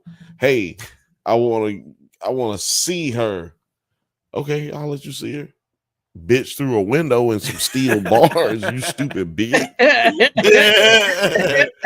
That's like that. That's so terrible. Yeah, because she was doing like, no. He's like, hey, stop all that noise. I said you could see her. You saw her. Bitch, she can't hear you. Shut your ass up. Oh, they yelling. I didn't say you could speak. I said see. Bitch, did I say I was done talking? Stop yelling. People are working around here. Yeah, it's fucking insane. You like bastard. I was like, he really fucking is. And then it's like, I mean, it really was. I don't know. I felt like it was kind of predictable. You didn't see that coming? She definitely should have saw it coming. I don't know how she did it coming. When he walked up, That's suspicious. That's weird. I'm here to change the pipes, nigga. You come up out of nowhere. I'm back. I'm out. I'm going back downstairs. Yeah, I'm walking away. This nigga, as soon as he so lifted, creepy in that scene, dude. Just like skulking boy, in the dark, right? It's like, why are you? Yeah, but shout out to Andy Dufresne, killing it. Can't lie. Andy Dufresne killing it. He knows his role. It's like a little bit funny. It's like he's doing shit that's like a little bit unnecessarily funny, but also like, I guess this is just how this guy is, right? Like it's believable that this dude is like that, but it's stupid funny some of the shit he does sometimes. Yeah, like he makes some interesting acting choices, and he's an interesting character. I can't remember what it was where he was laughing. He was just like, yeah. I was like, this motherfucker right here is having the time of his life. Yeah, he's a certified weirdo. You think we're gonna get a Morgan Freeman? That'd be amazing. Cameo. If we get a Morgan Freeman cameo, it gets best series ever for me. I mean, we could. We have a lot more secret characters and another book holding everything. Like, there's a. What if he's Salvador Quinn? That would be fucking great. Oh, Morgan Freeman, my good friend. But then, Andy like, we don't get to Dufresne. see them together, so that wouldn't be good. My good friend Andy Dufresne. Oh no, yeah, we would still be able to see them together. I think we see them together because, anyway, because I think, like I said, I think Bernard's lying about timeline stuff. Yeah, he a lying ass bitch. Just like you, Walker. He's a huge liar. That's like one of his main things. Just like you, Walker. Stupid bitch. Walker. Yeah. Sucked. But yeah, like, is there anything else that we pretty much covered everything that happened in this episode, right? Is there anything big moments in this episode that y'all wanted to go over? No, I mean, we kind of like talked about the little lost children that was bad we didn't like get enough time for. Yeah, that was the biggest moment. Basically, what is up with Common's wife? just bullying her way and like pressure to do whatever the fuck she wants. Like this dude's like what is he called now? The security people? The judicial? Yeah, had a judicial guy. Yeah. Like He's the judge. Like yes, no. What was his old job then? Oh, I think he was just head of judicial, right? He was like head of judicial, but he was what do they call it? The Raiders. Yeah, the head of the Raiders. He was the head of the Raiders. He was like basically over all of that. He Yeah, was basically the second in command. It was just funny, like how his wife came up to the new head dude, and he like kind of like was about to move past her, and she like stuck out that arm. I was like, It's like, I'm the new head dude. You're not anybody anymore. Don't touch me. And she was just like, nah, stay right there. I'm not done talking to you. Yeah, that was a little weird. Like that whole storyline, I just felt like. Do we care? Are we caring about that? Like I didn't really care about this storyline with Sims and his wife and all that power dynamic. Like, yeah, it's weird that they're trying to like play side. Just it's like, dude, Bernard said you're dumb and you don't question things, and that's why you can't be Silo. So yeah, that's what you get. Yeah, and like it's like I don't know, like we were saying, like pretty much the whole episode tonight is the Rebecca Ferguson storyline is just like so much more interesting. So like anytime we're spending time on like this kind of boring storyline, it's just like, oh man, can we get back to Rebecca Ferguson? Like what the fuck is going on with Solo? Is he dead? What's happening with him? What's all these? I want to know more about these silos. Like the only time I'm interested is when we get to Lucas, because he's like learning more about what's happening in the silo, and he keeps revealed about the silo's past. So it's like his storyline, like when we have to go back to the silo, it's like, let me follow Lucas, let me see what clues that he got and what's he putting together. Like, yeah, and I hate that the clue that we got was just something so stupid. It was like, if you got this far, you know it's rigged. I was like, that was whack. That was whack. But I think that they're trying more Ovaltine. I think that because this, I'll give it grace because this show is giving us full length episodes without cheating us and shit like that. So it is. You do need to stretch it out. You need to make these exactly. So I'm gonna give them some grace on that, but barely. You know what I mean? Like I'm gonna give them barely some grace on that. What do you prefer? Like, because we did complain about the last show, Skeleton Crew. It was not long enough. Like it was just a little too short. Just kind of left us wanting more. Which one is more frustrating for you? That or something like this, where it just like goes on a little bit too long? I just think they didn't do a good job for this particular episode of evening things out between the storylines this time. And sometimes when they do that, it's because they're gonna like then make up for it in the next episode. So we might get a whole solo silo heavy episode next one. So I'm not gonna complain, but if that doesn't happen, then I will complain some more. It does look like, from what I saw in a little bit of a trailer, that we will get some Lucas. Okay. We're going to get some heavy Lucas and we will get some heavy solo silo. Good. So. But one last thing before we go, and what I was thinking about is, do you think, with regards to Lucas, do you think Common was hating, or does he have some truth to it? That do you guys feel like once Lucas solves the cryptology, will he get sent back to the mines? I don't think that he'll like straight up send him back to the mines, but I think that he is sort of warning him that Bernard is not to be trusted. I think that, I think he's going to send him back to the mines. I don't think there's any reason to believe that he wouldn't, especially from what he's shown us. He's oh, wait a minute. This is the wrong North Vermont. He's shown that he's doesn't give a fuck about not a goddamn thing. He killed his love of his life. Yeah, he loved her. What? He fucking killed her. But she wanted to kill herself. She had made designs that she is. It's kind of like I don't know. She was not happy about dying. She was going to kill herself. So does that mean that he really went to cross the line to kill her? Because it's like, well, it's debatable that she wanted to kill herself because she knew that the good tape would help you. So it's debatable if she wanted to kill herself, more assuming like she wanted to go out and maybe look for or just explore, or just be out and be around something. And maybe she was planning on going to Solo 17. But I think it's similar to just going and committing suicide, not, unaliving yourself, euthanasia, because the more likely outcome is death, right? Like you might be able to do this, you might be able to do that, but it's more likely because even if you had an oxygen tank, you're eventually gonna run out of air.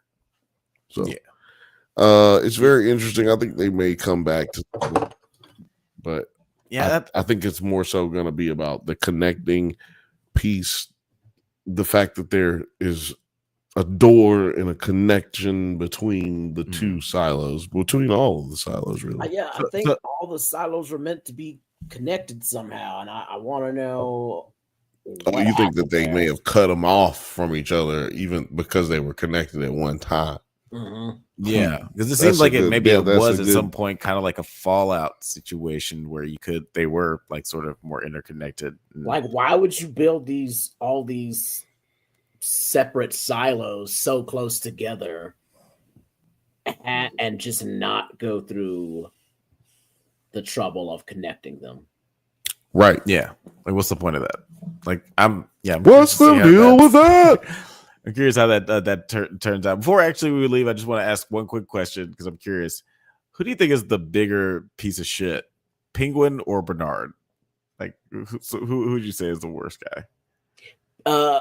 Penguin, because at least we know Bernard is trying to make these idiots not kill themselves. Who's Penguin?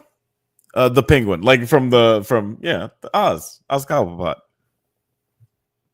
What? Oswald Cobblepot from the Penguin TV show? Oh, I didn't see that shit, man. Sorry. Who were we talking about? I didn't see that. We watched it. The Penguin. The Penguin. Wait a minute. Oswald. What do you mean? What are we talking about? Because I don't even know who no Penguin is in Silo. There is no Penguin in Silo. There is no Penguin, and he's comparing the character of the Penguin from the Penguin versus Bernard from Silo, who's a bigger piece of shit. The Penguin, obviously. Penguin. And I was like, it's Penguin. I don't think I'll probably say Penguin too. They both killed people, but all bad guys kill people, so I'm gonna go with the Penguin.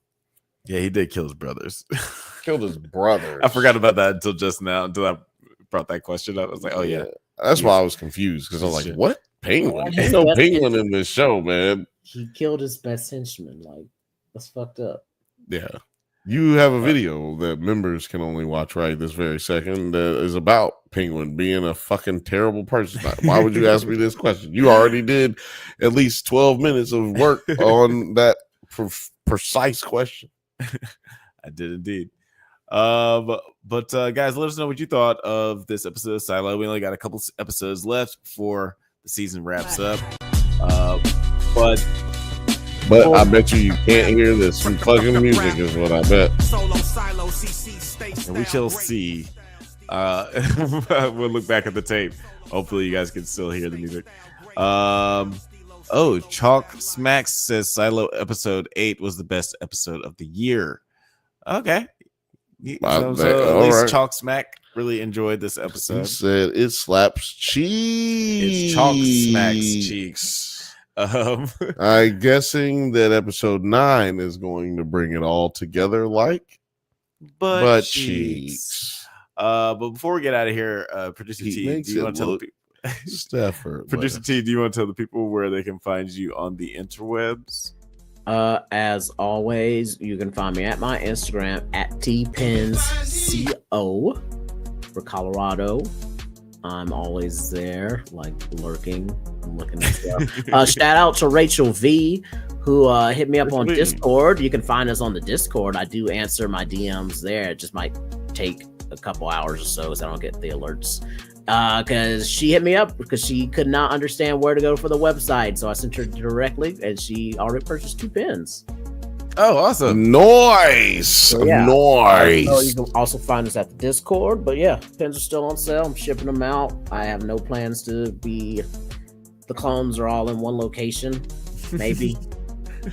Shout out to Rachel V, constantly supporting the whole crew. I mean, constantly. Fucking amazing. Really appreciate it. You guys can support these channels, Nerds at Night and Drunk Banthas channel. The best way to support us is by getting on those stores and go ahead and purchasing something, man. It's almost Valentine's Day soon.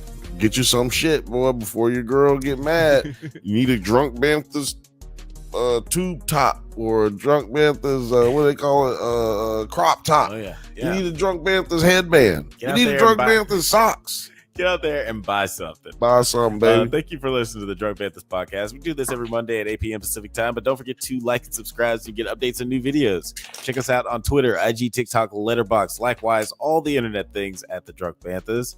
Until next time, stay safe, my little space pirates, and may the force be with you. And also with you.